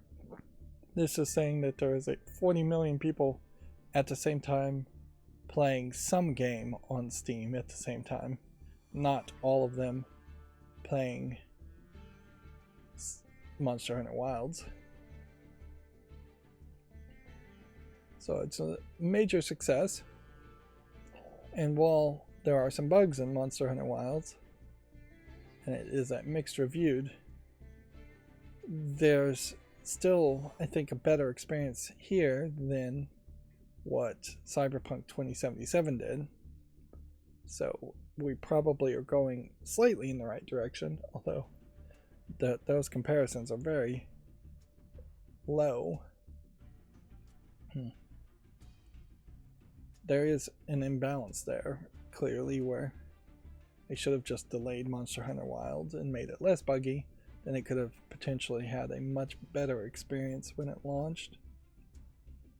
And still probably wouldn't have much competition, and still probably would have gotten a massive amount of player bases, of player counts. Let's see. The Monster Hunter series producer is being put in charge of all of Capcom's development divisions. So Ryozo Tsujimoto will be promoted to the Chief Product Officer next month, which one would assume that means that Capcom is going all in with the Monster Hunter series, and we may see a lack of interest in anything not Monster Hunter. So yeah, not really knowing this person, though, I can't really speculate any further than that. And in a lot of ways, it may be very little changes. Mostly it's whatever the CEO wants done happens.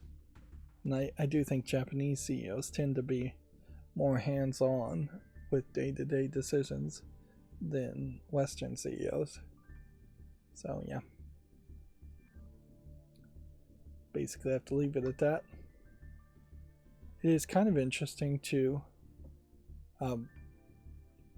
see the promotion happen so early, though, just as the game is launching, instead of waiting until it was out of the launch window and then putting out that announcement. It doesn't really promote the game that was just released that much by promoting him, and it kind of feels like you're moving him right when he might be needed, as the game is buggy and may need some patches. Moving on, the Smash Bros. Creator Masahiro Sakurai has been honored by the Japanese government for pioneering game design tutorials. The Agency for Cultural Affairs has given Sakurai an Art Encouragement Prize for his YouTube series. Interesting. I wonder what the prize is. A couple bucks, plaque. Maybe very well it's just a certificate.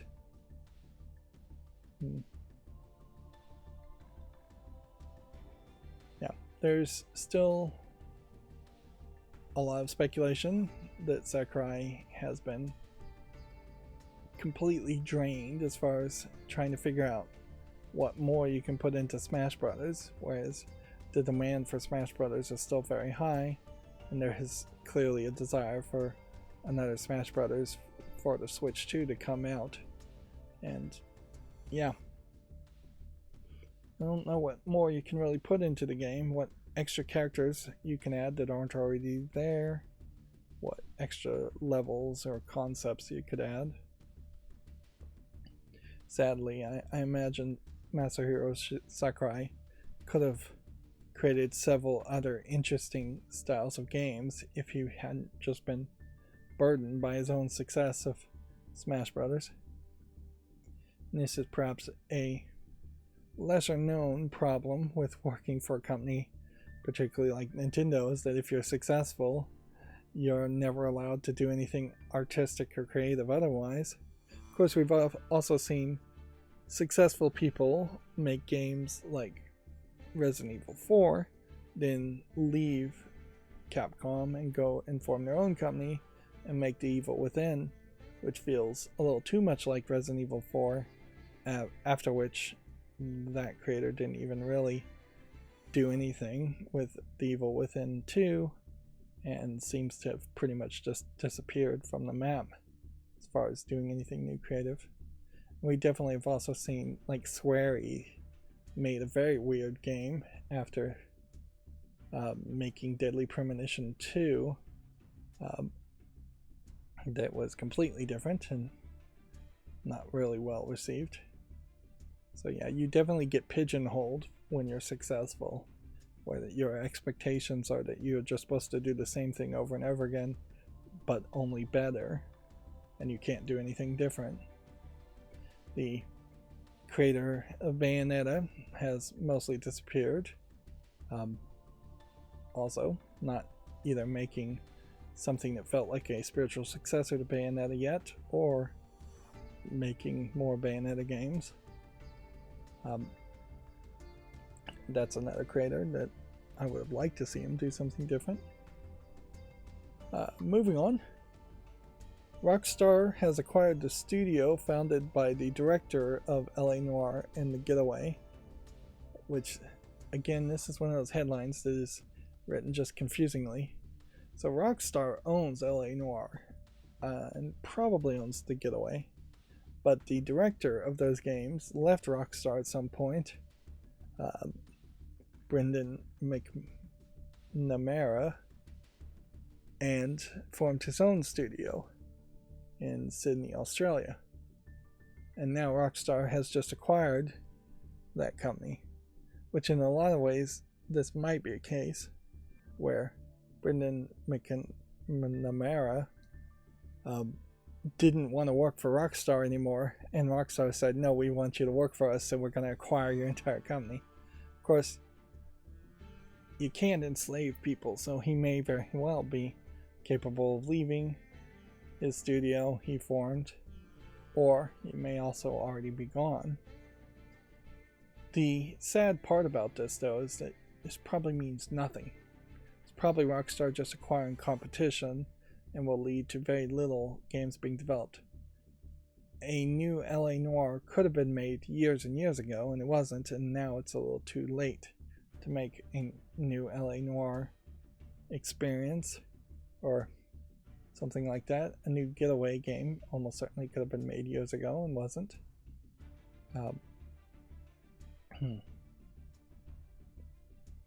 Yeah, we probably won't get too much more information other than that. They're not even mentioning what the name of his company was called before.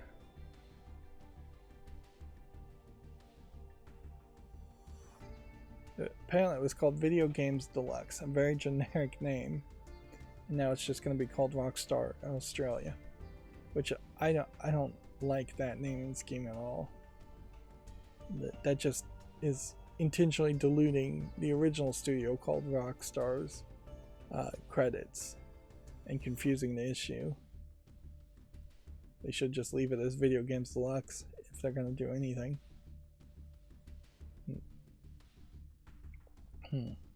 Apparently Video Games Deluxe worked with Rockstar on several games, so they were probably on pretty friendly terms from the looks of it. And so I would guess and just have to assume that McNamara is still working there, or has some interest at least. Moving on, a classic ZX Spectrum and Commodore 64 game called Head Over Heels is coming to PC and Switch. It's a new enhanced version of a retro favorite coming to Steam. I've not heard of this game, but you know, that's not super surprising either,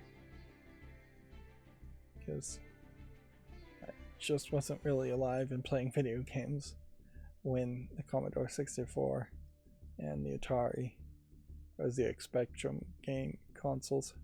Actually, ZX Spectrum and Commodore 64 games may have been out when I was alive, but they may have been just way more popular in the UK, and Video Games Chronicle is more of UK based news.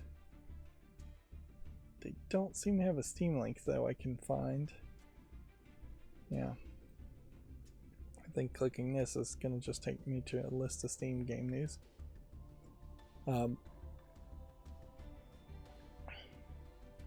Quote, "Let's do it, Phil." Hideki Kamiya says he still would love to make Scalebound one day. This is the former Platinum Games co-founder. Says the cancelled Xbox game is still on his mind. That certainly does speak to passion, and passion is worth its weight in gold in my opinion. So if Microsoft really was willing to just throw money at games until they get released, they should do that. That being said, it's pretty obvious Microsoft is not willing to throw money to develop games and is increasingly tightening the screws on its companies to either release or be shut down. And this is the guy who was the Bayonetta director, Devil May Cry director, and Okami director, which they announced a new Okami thing pretty recently. So yeah, he's currently working on a sequel to Okami, so he actually probably doesn't have time to actually make Scalebound. And so this really is just him saying something on Twitter/X. And I guess if I'd been paying more attention, I would have known he was the Bayonetta guy. I would definitely prefer to see a spiritual successor to Bayonetta, which itself is kind of a spiritual successor to Devil May Cry, than an Okami game or Scalebound. But yeah, perhaps he has a desire to make a big Japanese RPG style fantasy game, which none of these games really fall under that category. Moving on. A Monster Hunter Wilds patch to fix major story progression bug on March 4th, so the patch apparently is coming out tomorrow as of this recording.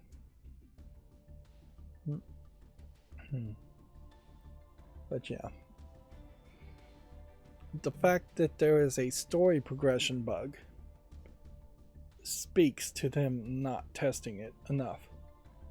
And I wonder if there is a small excuse here, in that there is just not enough varieties of PCs in Japan.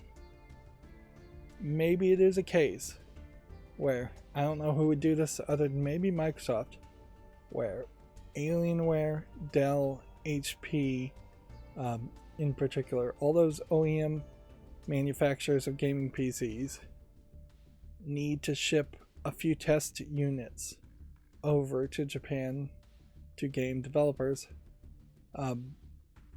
because otherwise there might very well be a case that when they are porting and testing PC versions of games like Monster Hunter Wilds, they are doing it possibly on just like a Samsung gaming laptop, Samsung being a South Korean company, so it'd be easier to ship those kinds of laptops to Japan. It is also very possible that there is straight up just really old hardware as far as PCs floating around Japan. It might be manufacturers that I've never even heard of making OEM PCs in Japan too. It might be that there are just a lot of custom PCs that are being made in Japan using Chinese components or components that just don't actually make it to the United States. So yeah, maybe Valve could make an argument that they have the Steam hardware survey, and so they can tell you exactly like this graphics card and this CPU and this motherboard should be in your computers, and maybe Capcom hasn't really caught on to that concept as far as test benches that they should be building and using. In a similar way, if Steam Decks were given away for free to Capcom developers, then they probably would start developing to make sure that those kinds of games ran on the Steam Deck. Monster Hunter Wilds is a great example of one that should definitely work on the Steam Deck as bug-free as possible.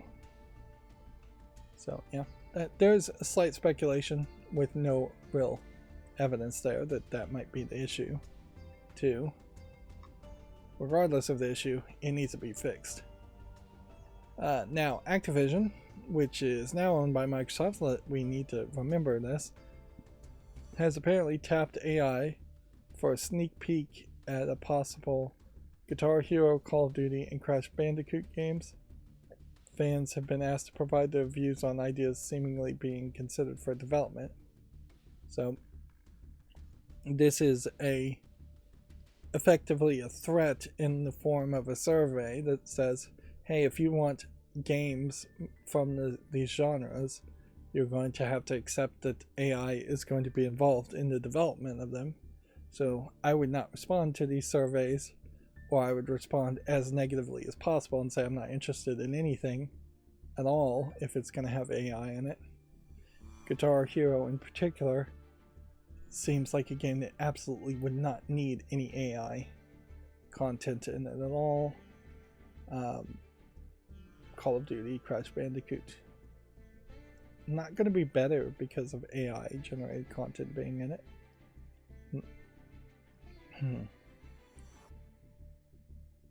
They're using AI generated advertisements for non-existent titles as, I guess, examples. But even that seems incredibly lazy and just screams we're not going to spend any money actually to develop it. One advertisement is Guitar Hero Mobile, and in a lot of ways these would just be like fake ads by scam companies. Call of Duty Zombie Defender, then Crash Bandicoot Brawl. None of one of those actually sound interesting to me at all.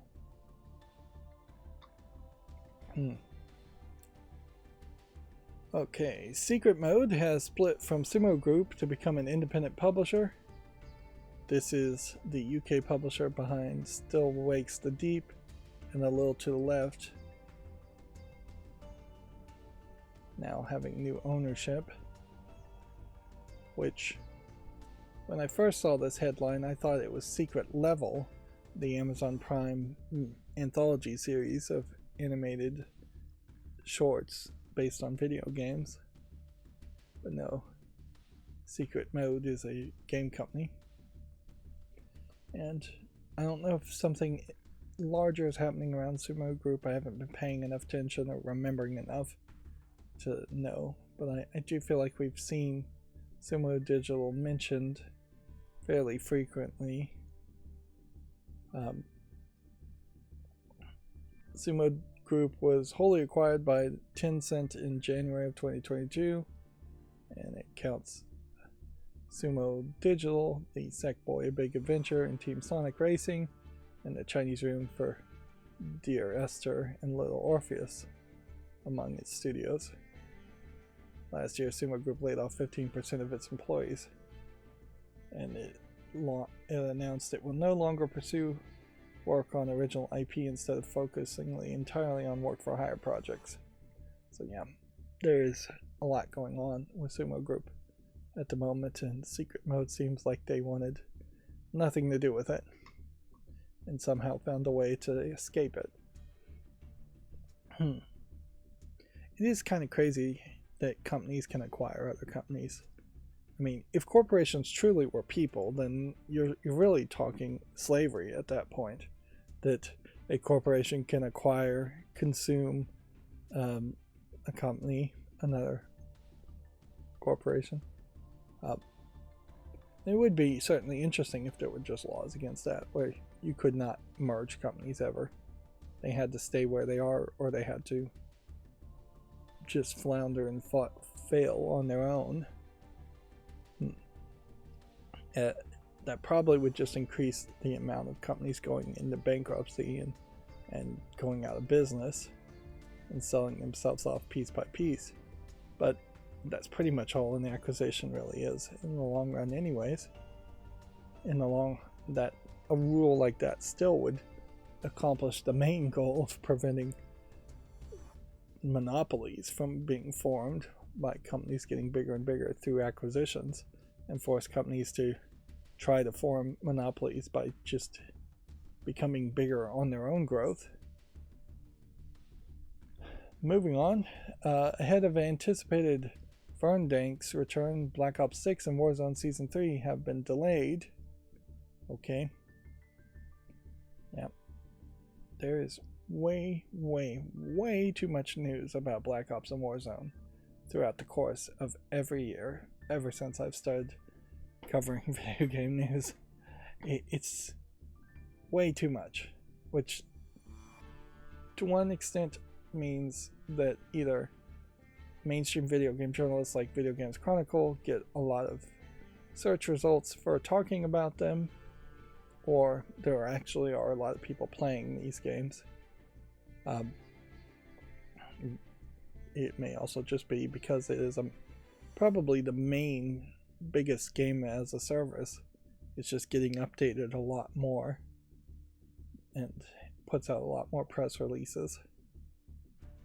Moving on, PlayStation Plus users receive compensation after a recent outage. This is one we already had known about. They said you were going to get 5 days of extra service for it being out for almost 24 hours. So, somewhat decent deal. Although we've never gotten any follow-up as far as what caused that outage and whether there was any actual hacking going on there. Some of these we may have already talked about. Pokemon TCG Pocket has surpassed 100 million downloads. Yep, still playing that. Still not super enthusiastic on it. They have yet another solo event going on right now. And then, yeah, this is older news. The US and Europe Super Soccers are also going to be delisted.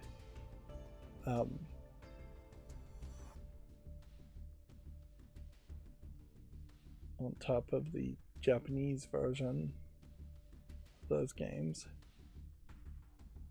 Yeah, I think the Japanese removed it first. Yeah, I'm kind of confused here. This says the Japanese eShop. This says in the US and Europe.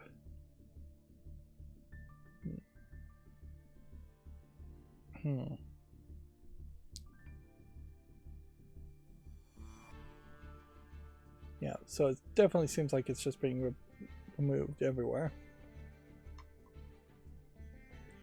And then PS5's Twisted Metal game was a battle royale with third-person shooter. This was a canceled PlayStation reboot that appeared in a developer's resume/CV. Yeah, this was canceled a while ago, though.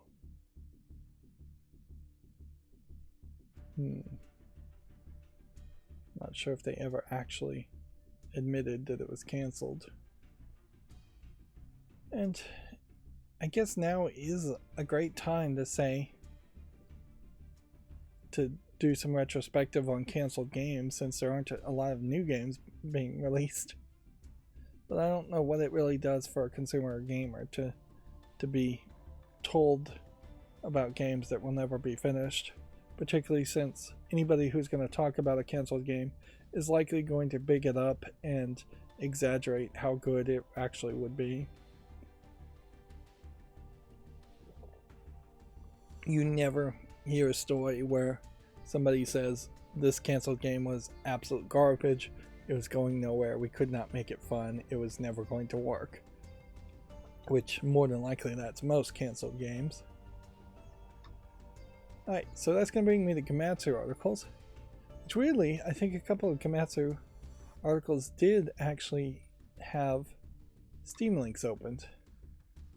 Which I find that strange, because that hasn't been happening, and I didn't change my code in any way. Let's see, an existential platformer called Peppered for PC launches April 7th. And that is not one of the games that had its Steam page opened.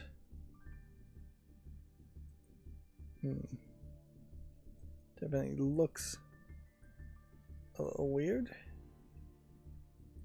I really wish there was just more games like that where I could hear about them, I could play them in a day, make the footage, put it up, schedule it, and be done. But I constantly make the decision, whether it's the right decision or not, to make longer running series and start playing something like Borderlands, which I'm 44 hours plus into it already. And I'm not sure either one actually work to make my YouTube channel potentially more successful. We just talked about Secret Mode splitting from Sumo Group. Notice how Gematsu does us a very good favor of showing us logos of the two companies so we can visually remember what the companies are instead of just having the words and text. Bleach Rebirth of Souls has yet another character trailer, which, yeah, I don't even recognize this character. I definitely feel like there were some characters that were either in movies of Bleach, which I probably haven't seen all of those, or in the manga only, or I missed a whole bunch of 6 sections. Yeah. I guess 17 more days, so potentially 3 to 5 more character trailers might come out before this game actually releases. I wonder what the enthusiasm really is going to be around this. Bleach is as hot as it's going to be. So the question is it going to be an interesting or good fighting game? The problem I would foresee with Bleach Rebirth of Souls is that the power creep in Bleach is constant. Just every single episode, either Ichigo's power, the main protagonist's power, goes up, or the new enemy he's fighting goes up. Usually the new enemy he's fighting's power goes up, and then that pushes Ichigo to make his power go up. And so it's just constant. So when you're thinking of a 3D fighting game, which I don't know why you'd even really call this 3D fighting, it looks like it is kind of 3D CGI animation, but it still seems like it's closer to 2.5D fighting, if I was to guess. Maybe I'm going to be proven wrong about that. Maybe we could see an actual video here and see if that gives us any kind of idea of what it really looks like. Yeah, no, it does seem like it is going to be a 3D arena fighting game. Yeah, with that kind of power creep, if this is supposed to be player versus player, it just won't ever be balanced, is my concern. It's funny, it's also tagged comic book when I guess what they really mean there is manga.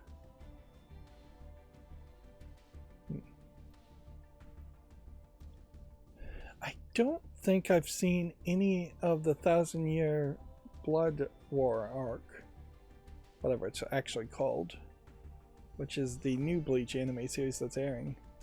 So who knows if that is going to be some kind of upgrade later or just characters added later.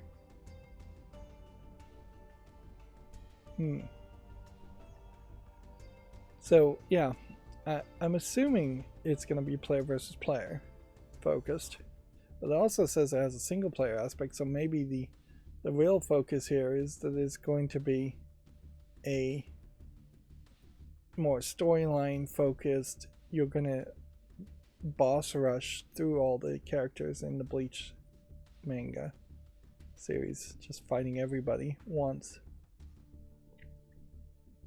I don't know if that's particularly any more interesting than watching the anime either. So yeah, it would be amazing if this was successful. It does, though, have the problem in that some fighting game players don't like anime. Some anime fans don't like Bleach. And we've just not likely... We don't really expect this to be a major success and show up at EVO or something unless it's just really well programmed. Noticeably, if there was going to be an anime fighting game that caught people's attention, it would undoubtedly be Dragon Ball Z first. One of those games would have shown up at EVO more consistently, and more people would have played and talked about Dragon Ball games if that was going to happen. Maybe even a One Piece fighting game might have succeeded, and they definitely have tried, but I haven't seen any real success there either. Moving on, we talked about Rockstar acquiring Video Game Deluxe. Again, just put the two logos side by side, spend a little time in Photoshop to make it one picture, and it visually works a lot better.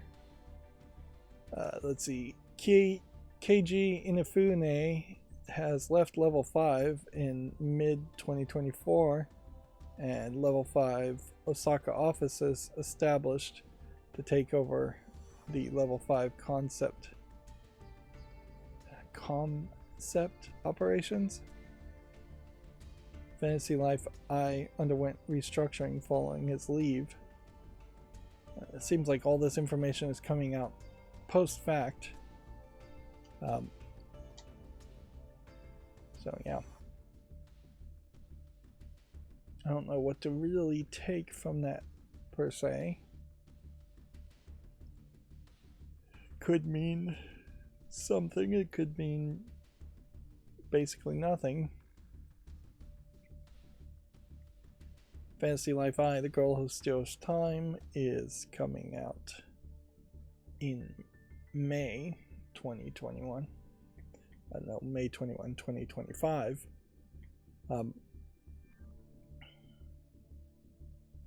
So we still have a couple months before that comes out.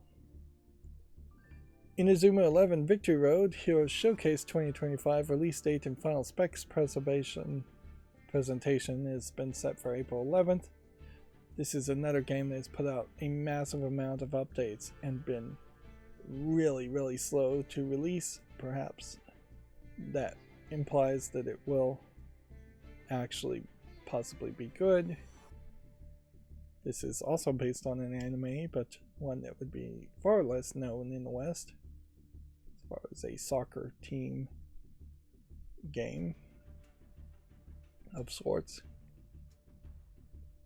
Yeah. I feel like I've been talking about announcements for Inazuma 11 Victory Road for a year and a half at least. A little too long there. Way too long, really. BB Studios changed its name to Bandai Namco Forge Digitals. Again, I don't like this kind of naming convention where you take an already established company and then add it to your new name. Let's see. Apparently BB Studios has worked on several Mobile Suit Gundam games and the Super Robot Wars series. So I'd expect that they would continue to work on those types of games. We talked about the Visions of Mana director Kenji Ozawa establishing Studio Sankua Sansankwe. I don't know how you'd really pronounce that. The new Dinpa Man is coming to iOS and Android on March 10th.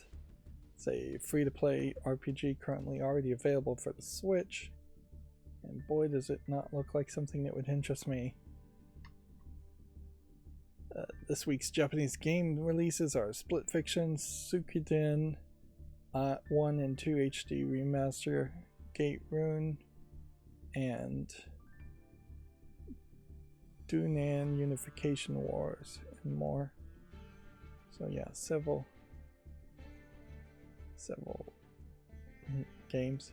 Apparently Suikoden 1 and 2 is all one game here. Dunan Unification Wars and Gate Rune. Also 2 Point Museum. We are still increasingly seeing larger numbers of digital-only releases launching worldwide and in Japan. Let's see. Mortal Kombat 1 DLC character cameo fighter Madame Bo has a teaser trailer. Which, yeah. It's actually really difficult to figure out who Madame Bo was when they mentioned her in the T1000 teaser trailer. She is just a cameo fighter, which means she just shows up for an assistive attack for a brief second. She is not a selectable fighter, which is kind of a shame because elderly Asian kung fu fighter lady would be different in the Mortal Kombat universe.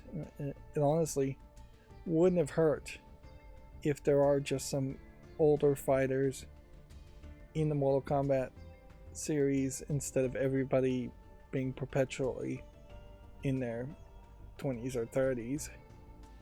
Particularly the last Mortal Kombat game was already set in the future, so it would have made some sense for there to be older versions of the fighting groups. And that would be potentially a way you could have a fighting game series and make it make some sense, is if there was a timeline and time was proceeding forward by a year or so every game, and so everybody would just be older, and probably more than a year per game would make sense.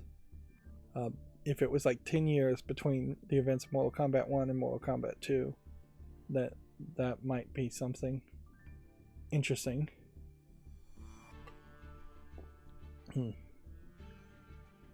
Although it does create the situation where you would then be playing with older characters who, let's just face it, older people tend not to be the prettiest of people.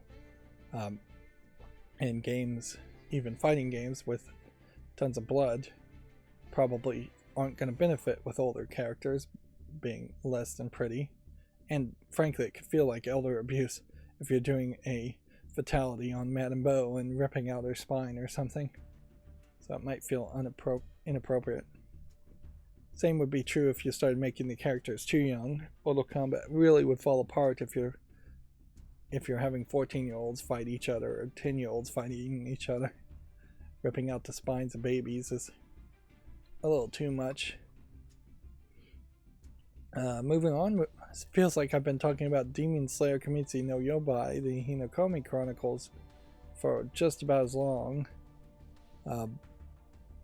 It's finally launching August 1st in Japan and August 5th in the West. And I question whether this anime series is even still airing or even still that popular. It's just taken so incredibly long at that point. There was a whole point where some level of censorship was happening as far as these Land of Rising Sun, or the Rising Sun symbol. I can't remember what the actual complaint was, whether it was like a Korean or Filipino airing of the anime was censoring out the symbol. Like South Korean sounds like that would make some sense if it was being censored, or maybe it was China that had a problem with it too. And it seemed like a lot of the complaint was that it was too close to the representation of the Japanese flag, when honestly it's not even really the Japanese flag. I don't know why this character though is in so much makeup. Oh. So yeah, my biggest concern here is that this game is taking so long to release, it's just not going to be relevant anymore. Let's see. Natsumi's Book of Friends, Hazuki no Shirushi, has a second trailer. It's apparently some kind of adventure game.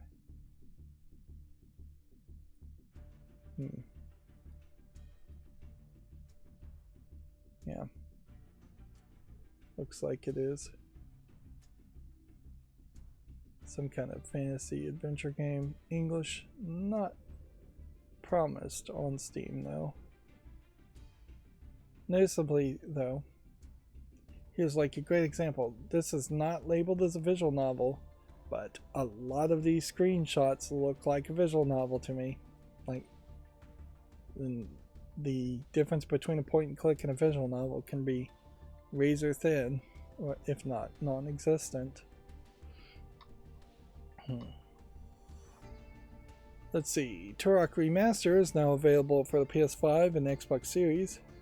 All versions have been updated with new features and improvements. This would be the 2015 released remaster, so effectively this is a 10-year update on a remaster. Interesting. Question I would want to have here is, this is on my wish list. How cheap has it gotten? It was $3.99 December 18th. So that would have been the time to grab it. There's a little bit of historical relevance to play the Turok Remaster, particularly now since they have announced or teased a new Turok game, a reboot of the series. I haven't heard anything from that reboot since they teased that though, so they're probably working on it, but they may have secretly canceled it. You do get into kind of a weird situation where your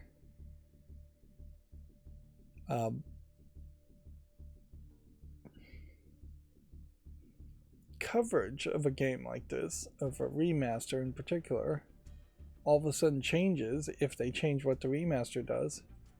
I guess that is true for any update, but you would have thought 10 years in they would have locked it down. And here you can see all three of the Turok games available here, which I think is all three of the Turok games, have been added to my wish list, and you are approaching $60 if you were to buy the bundle right now, because they're not really on sale. Let's see. A game called Sand launches in early access on April 3rd. It can tread the desert and mechs with friends, apparently. Let's see it on Steam instead of Gamatsu.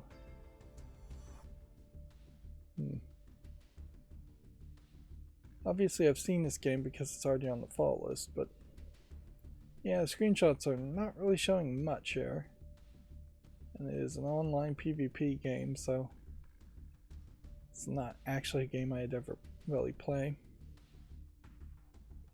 The concept's one that should be expanded on and tested, certainly, as far as giant walking mechs and a giant desert environment. I do have a fear that the Borderlands series and Borderlands 4, probably not going to go too far in this direction, but I do have a fear that eventually the Borderlands series is just going to be increasingly hyper-realistic and look a lot like this game. Just in desert-like environments with guns that are hyper-realistic in front of you. Although the Borderlands bazillions of guns concept kind of falls apart if it gets too realistic. So they may have locked themselves into having to maintain the comic book colorful art style to some extent, but it definitely doesn't feel like it is as bright and colorful as Borderlands 1 once was, and that Borderlands 4 is going with more natural browns and tones, which you have a lot of those in these screenshots. Not a lot of screenshots for this game at all. Let's see. And then I think all of these games we had already talked about in the last stream. And yeah, all these games we definitely had already talked about. So then that is going to bring me to the Gaming on Linux articles, which we may have some repetition here. And heck, if I'm really lucky, we may not end up going 4 hours today. Let's see, the Mechlock wall mount for Steam Deck looks ridiculously sick. Okay, let's watch this video and see what this is doing. Alright, so you tilt it in to get the USB to plug. This feels like this was 3D printed. Definitely. And then you tilt it back so it lands within this point. So, architectural design, or just design in general, would make me ask a very basic question here, as far as why not simply have this part sticking out further, so you tilt it back into the USB plug and then that's it. Why have that extra moving part here, and really why even have an extra moving part where the top comes up and comes down? yeah, this just feels like there's a lot of moving parts and a lot of potential problems there where you're going to snag something. Then the next design thought is, why have the USB plug kind of just screwed down and locked here instead of fully integrating it, where there would just be a USB cord here and then internal wiring to a USB plug here. Now, in fairness, I will say the Steam Deck definitely kind of sucks in that there isn't a USB plug somewhere here or more center at the top. So yeah, I could see an improvement desire there. The next question is, how stable really is this? Like, if you plug it in wrong, will you drop your Steam Deck, your $600 device? Is this even really angled downward so you're like lying in bed or sitting in a chair where it would make sense? The screen is 7 inches across on the OLED screen, roughly 7 inches. So looking at it from the wall doesn't make a lot of sense. Noticeably too, I have to take some blame personally here. I have not gotten back to working on the dog clock program that I was training myself on how to use Godot. So without any built-in software, the Steam Deck, when plugged in and docked like this, does nothing other than start charging. You see Vampire Survivors is running here. It says press start. You unplug it, it still says press start. You plug it back in, it says press start. There is no clock that pops up for like a night side table clock. There is no photo frame mode that pops up. There is no screensaver mode that pops up. It is also worth mentioning the power button, I believe, is here, not here. So you can never hit that power button. You're going to have to hit like the Steam menu to power off your Steam Deck. And if you're going to do that, you probably have to do it while it is docked, because if you turned off your Steam Deck and plugged it in, it may turn itself back on. So yeah, this is definitely a 3D experiment and a concept, but it's not something I think looks great. It also doesn't look particularly great on the wall. There are other docks that would take up way less space that would let you mount something directly to the wall if you wanted it to look seamless and like it was just floating there.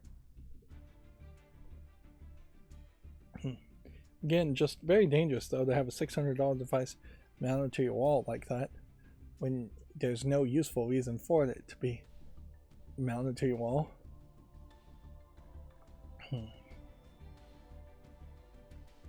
This is an Etsy page project.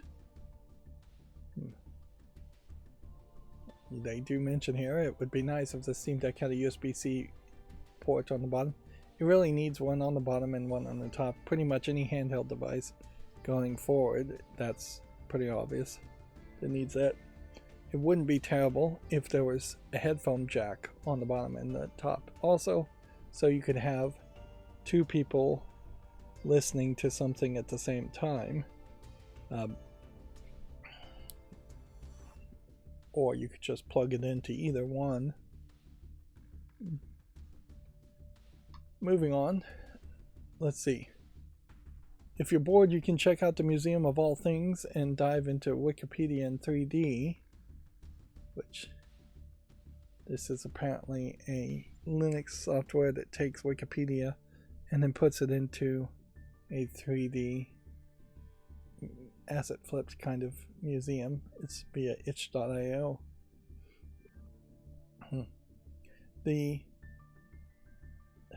scaling here is probably going to be weird, and a lot of this text is going to probably be harder to read than really would want it through this presentation style.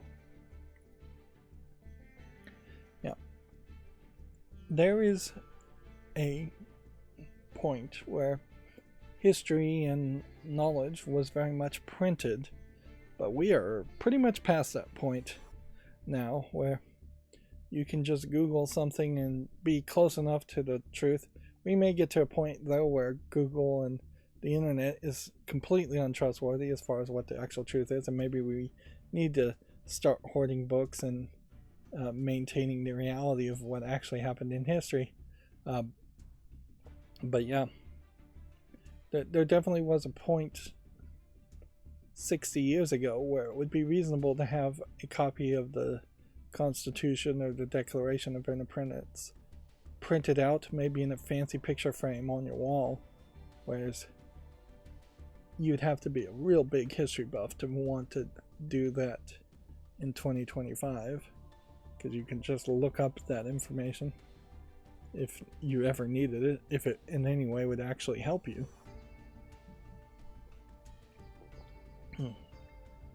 Yeah. There was perhaps an overemphasis on the importance of knowledge in books to a small extent too, in that history classes in schools made it feel like specific books were really, really important to read, when in reality most people skipped right over reading those books and they lived their lives just fine. I'm kind of ranting here though. Let's see, Repo is a new co-op horror game with silly physics currently exploding on Steam. This looks definitely like one of those streamer bait games. It is overwhelmingly positive though. I'll make a YouTube short on it, although I'm having trouble actually scheduling the YouTube shorts. I need to work on my macro some more. Apparently there is going to be no support for Assassin's Creed Shadows on Steam Deck at launch. I imagine the sales numbers are going to be pretty low for Assassin's Creed Shadows anyway, so I also imagine they never really promised anything like that. So yeah, I'm not particularly surprised. De Novo anti-tamper, Ubisoft account, and a third-party EULA, all inside of that. Echo Patch mod is a great way to modernize the classic shooter Fear. Interesting. Let's see if we can get a visual picture difference here. Fear is a pretty old game, so this looks pretty good, although I'm not sure if he's in his time slowdown mode in this picture or not. I imagine though that the mod can't be much as far as what it's really doing.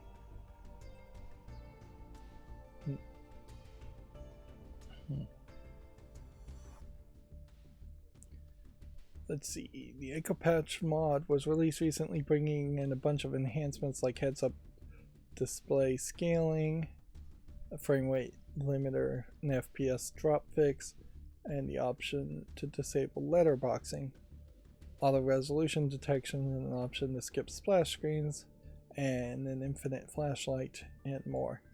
So yeah, fairly basic things that an official patch or mod could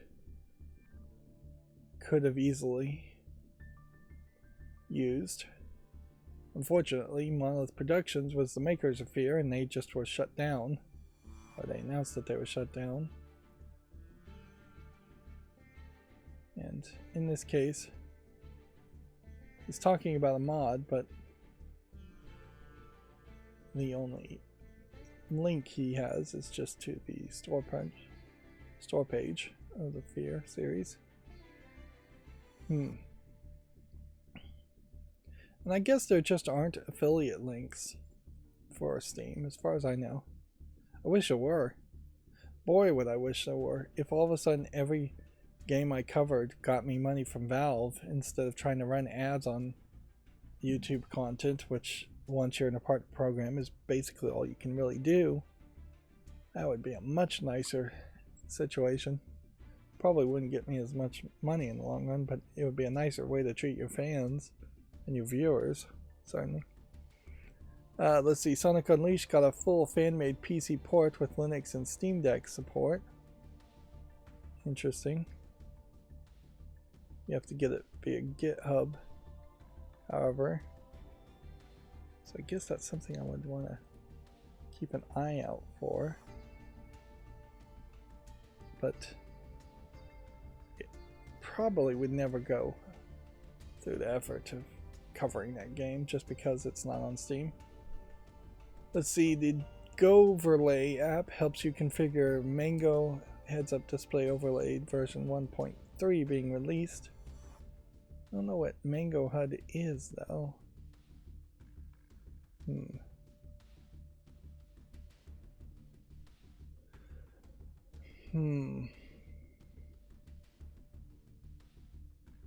Feels like it's something for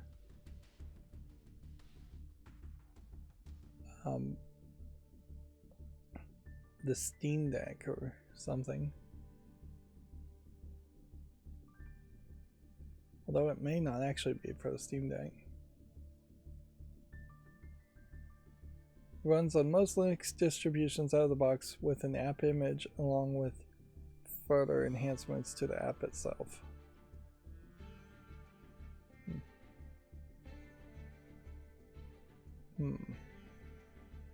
Yeah, this one's just going over my head as far as what you'd actually do with it. I think it just shows you how much RAM and CPU and GPU you have. Let's see. Kaizen the Factory Story has been announced from former Zachtronics developers.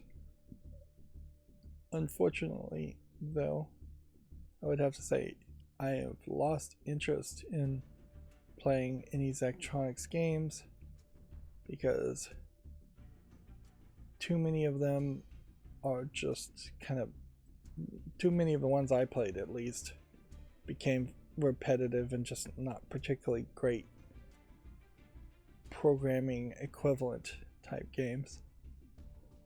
And yeah, it would be risky to once again go down that direction and see if this is any different, although it does look like it's doing some different things.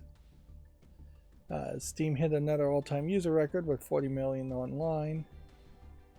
This is again from SteamDB saying, running all of its numbers together, I guess just adding up all the concurrent player base together from its chart. And a big part of that is going to be Marvel Rivals. A huge part of that is going to be Monster Hunter Wilds too. It does seem like the numbers though just keep going up and up and up by about 1 million every major time there's a game released. Of course, if it's at 40 million people playing at the same time and there's supposedly 7 billion people on the planet, there's definitely still an order of magnitude difference between the total number of possible people who could play a game in 24 hours and the actual reality of the situation where large chunks of people in the world do not PC game, could not PC game, don't even have access to electricity or computers, don't have money, don't have time. There's never really going to be a case where I think we get up to even 1 billion players in the next 60 years or so as far as video games go.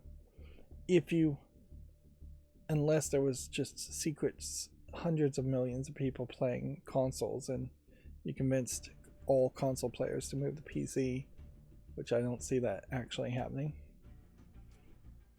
But it is, I suppose, moving in the right direction as far as the success of Steam, and perhaps speaks to the massive number of people that actually play games. 40 million could easily be multiplied by 7 if you thought on average a gamer played one game at least once a week, and that might give you a more accurate number as far as how many active gamers actually exist. You could probably manipulate the numbers in several other ways to get it bigger and speculate even further. Let's see, the Heroic Launcher version 2.16 has been released with improved Steam Deck and Linux compatibility. I'm not sure if we didn't already talk about this. This might be redundant. Steam also saw a big rise in simplified Chinese for February 2025, bringing Linux down below 2%, which, yeah, I don't know why the simplified Chinese would have brought the Linux usage down and where they're making that connection. Those seem like a completely different statistics. They saw a massive increase in simplified Chinese as a language.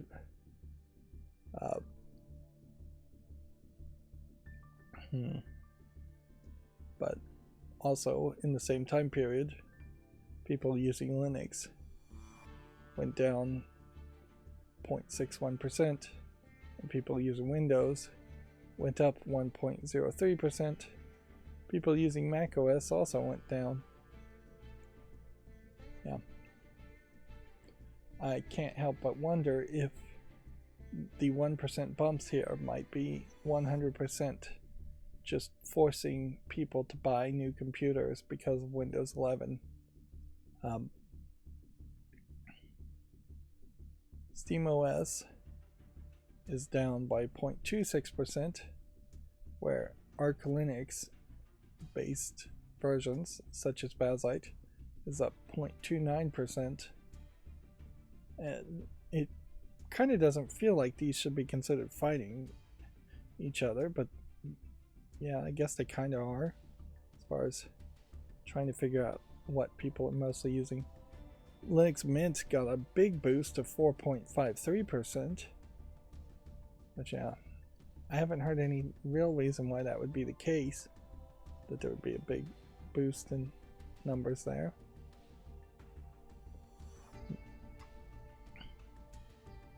Let's see.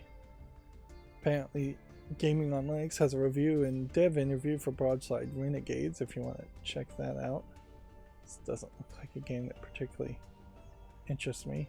And Gaming on Linux tends not to actually have dev interviews. This is very different and very long in contrast to what he usually posts.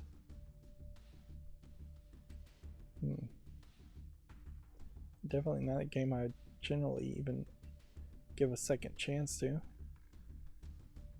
Apparently, Gaming on Linux is also still looking for donations and support financially.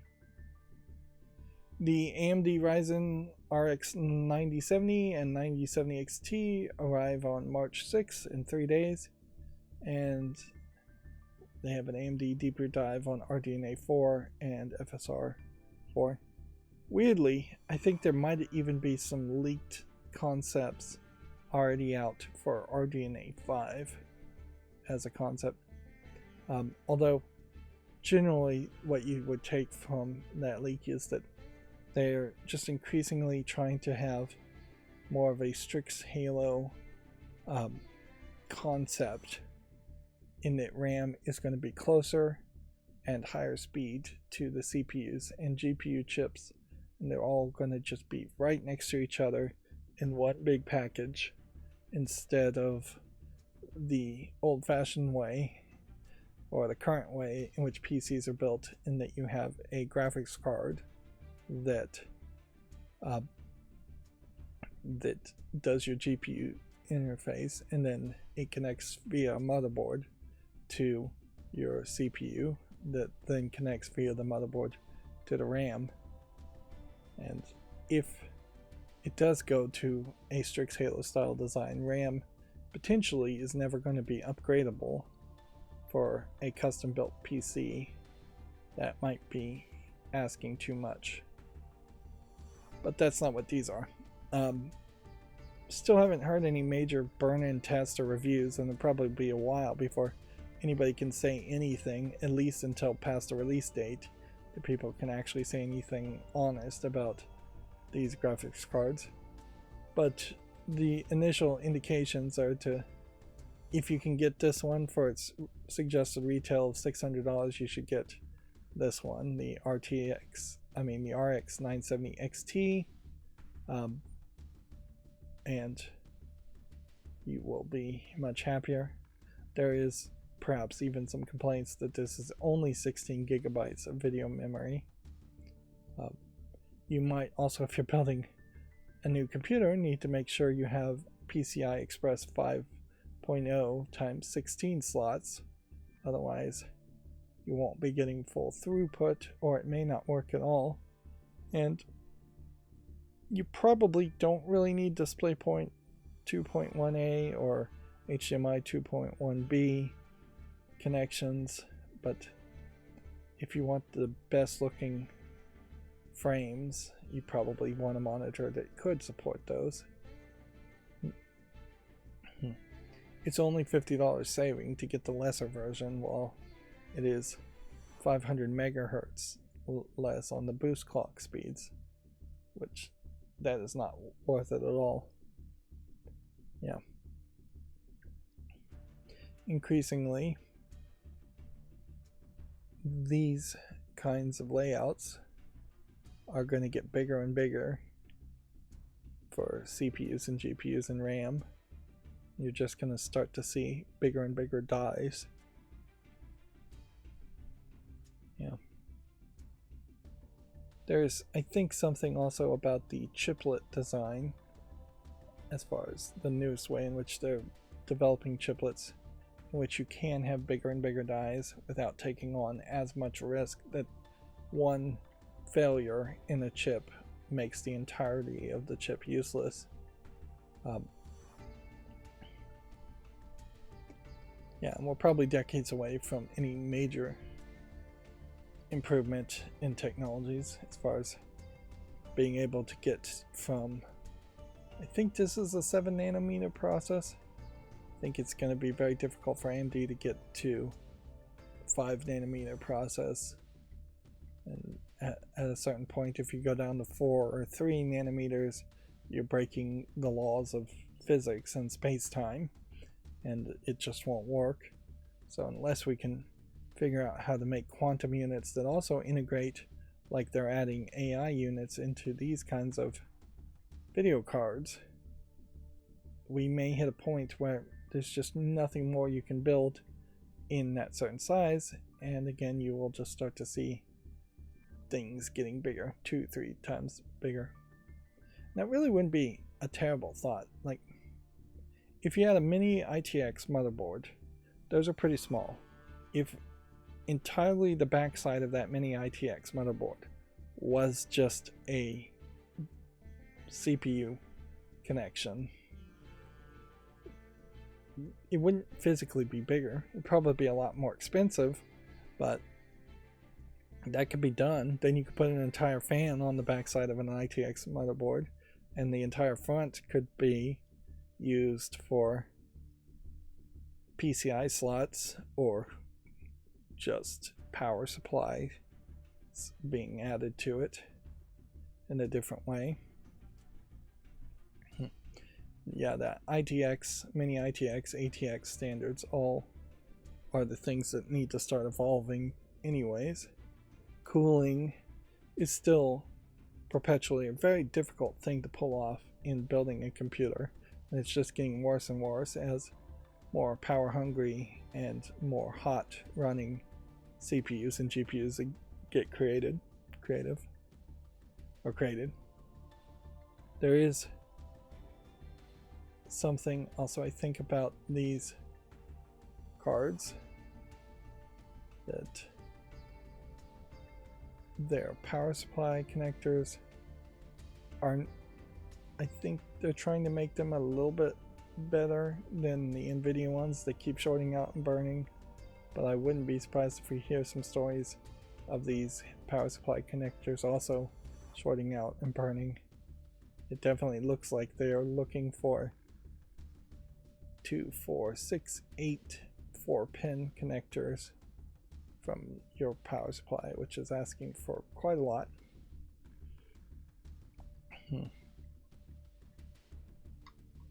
Moving on, games from Prime Gaming. We'll scroll through this quickly and not make any comment, just to make the experience quicker. And then Civ 7 updates its roadmap revealed. I think we'd already talked about that as far as its update roadmap. And then Split Fiction from Hazelight Studio and EA gets Steam Deck verified with no EA up required, which I think we had already talked about that. So that's going to bring us to the GameDeveloper.com articles, which we may very well. We've probably already talked about. Yeah, we talked about this. And we talked about this. And we talked about that. Studio Fizbin shut down after Rainbreaker's mid-March release. Never heard of them, but this is yet another story of yet another company shutting down. And weirdly, it does seem like we are now getting announcements of things being shut down well after the fact. Things just being done somewhat secretly. Let's see. Insomniac's game Oculus Rift VR titles have been quietly delisted. Before, VR games were Oculus Rift exclusives, and their delistings may have happened some time ago without any announcement, which is to speak on just how few people were even looking at the Oculus Rift. Then we talked about Electronics developer establishing a new framework team. Coincidence?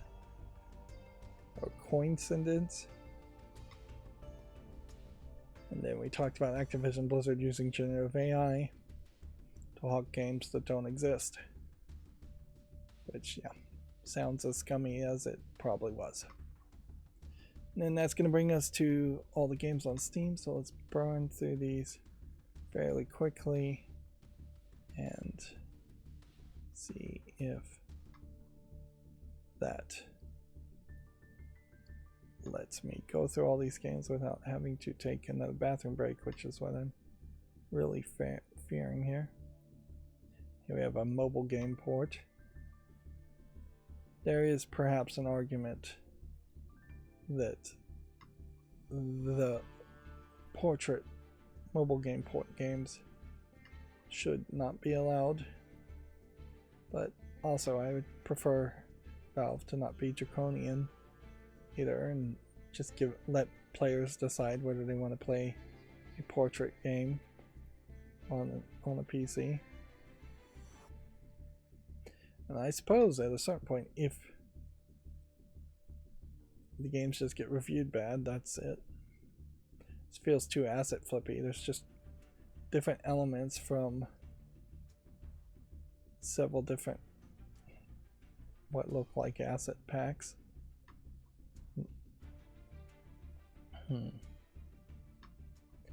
I suspect we might have more visual novels released right now because of the Visual Novel Fest. Yeah.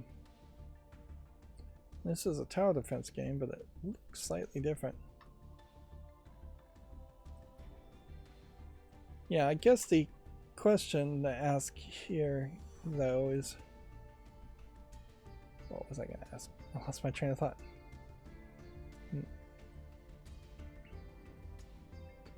Yeah, my question is, why have these fests in the first place?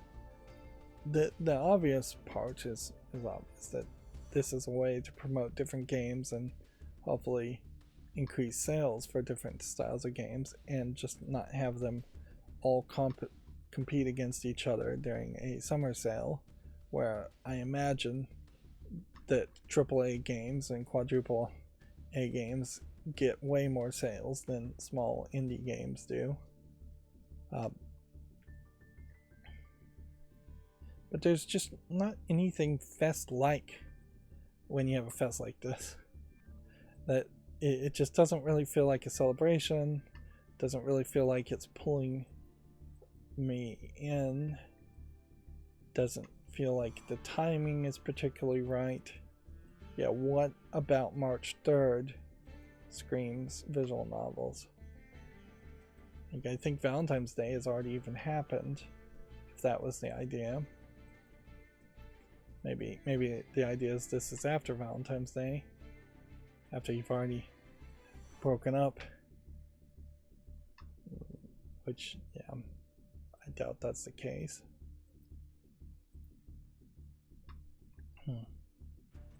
There's, I guess, just an issue here that it happens too often and it just doesn't feel special. And that there is just a real difference between the fall festival and the winter sale and maybe the spring sale, and then all of the other festivals. And fests and sales, I guess, are different words, so perhaps it's easier just to say feels like there's a real difference. Waifu pillow store, interesting.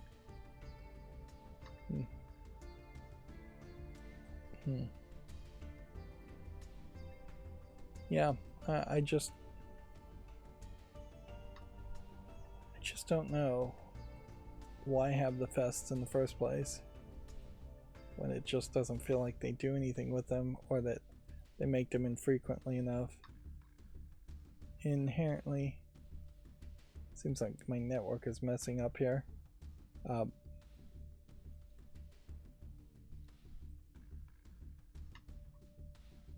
wonder if they wouldn't do better by not having the fests or not having the third-party sales.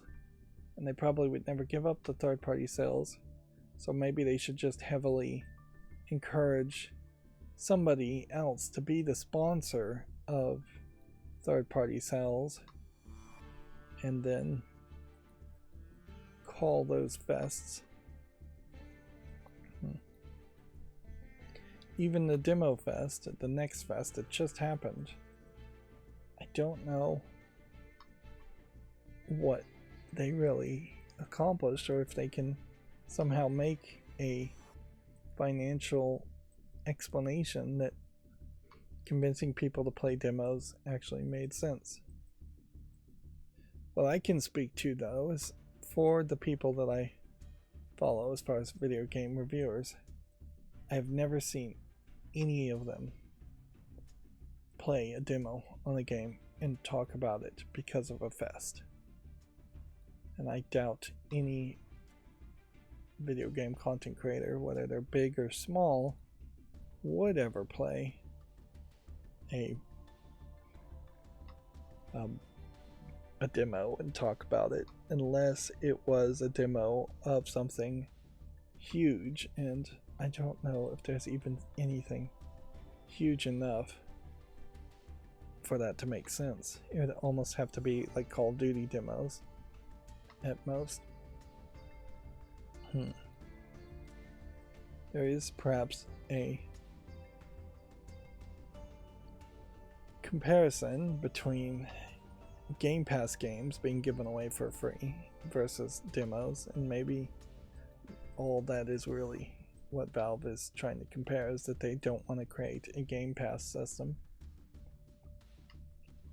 Which, that in itself is a question worth asking, is why does Valve not just create some kind of weird Game Pass system where games can be given away for free if you so choose?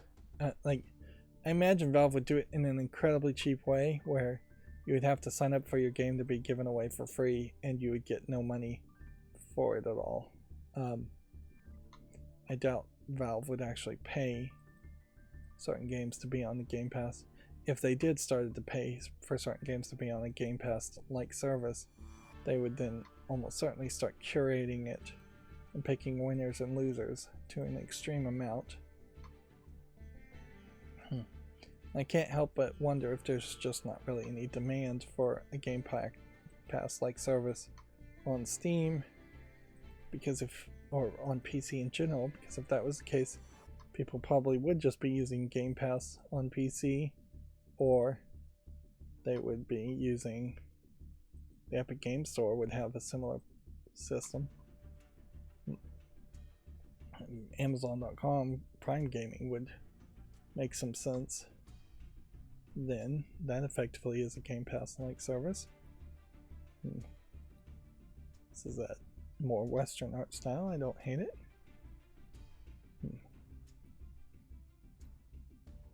Looks like we're back and connected. I suppose there is a small danger that at some point I would run off on a bathroom break and the network would just break behind me, but couldn't really do anything about that even if that was to happen.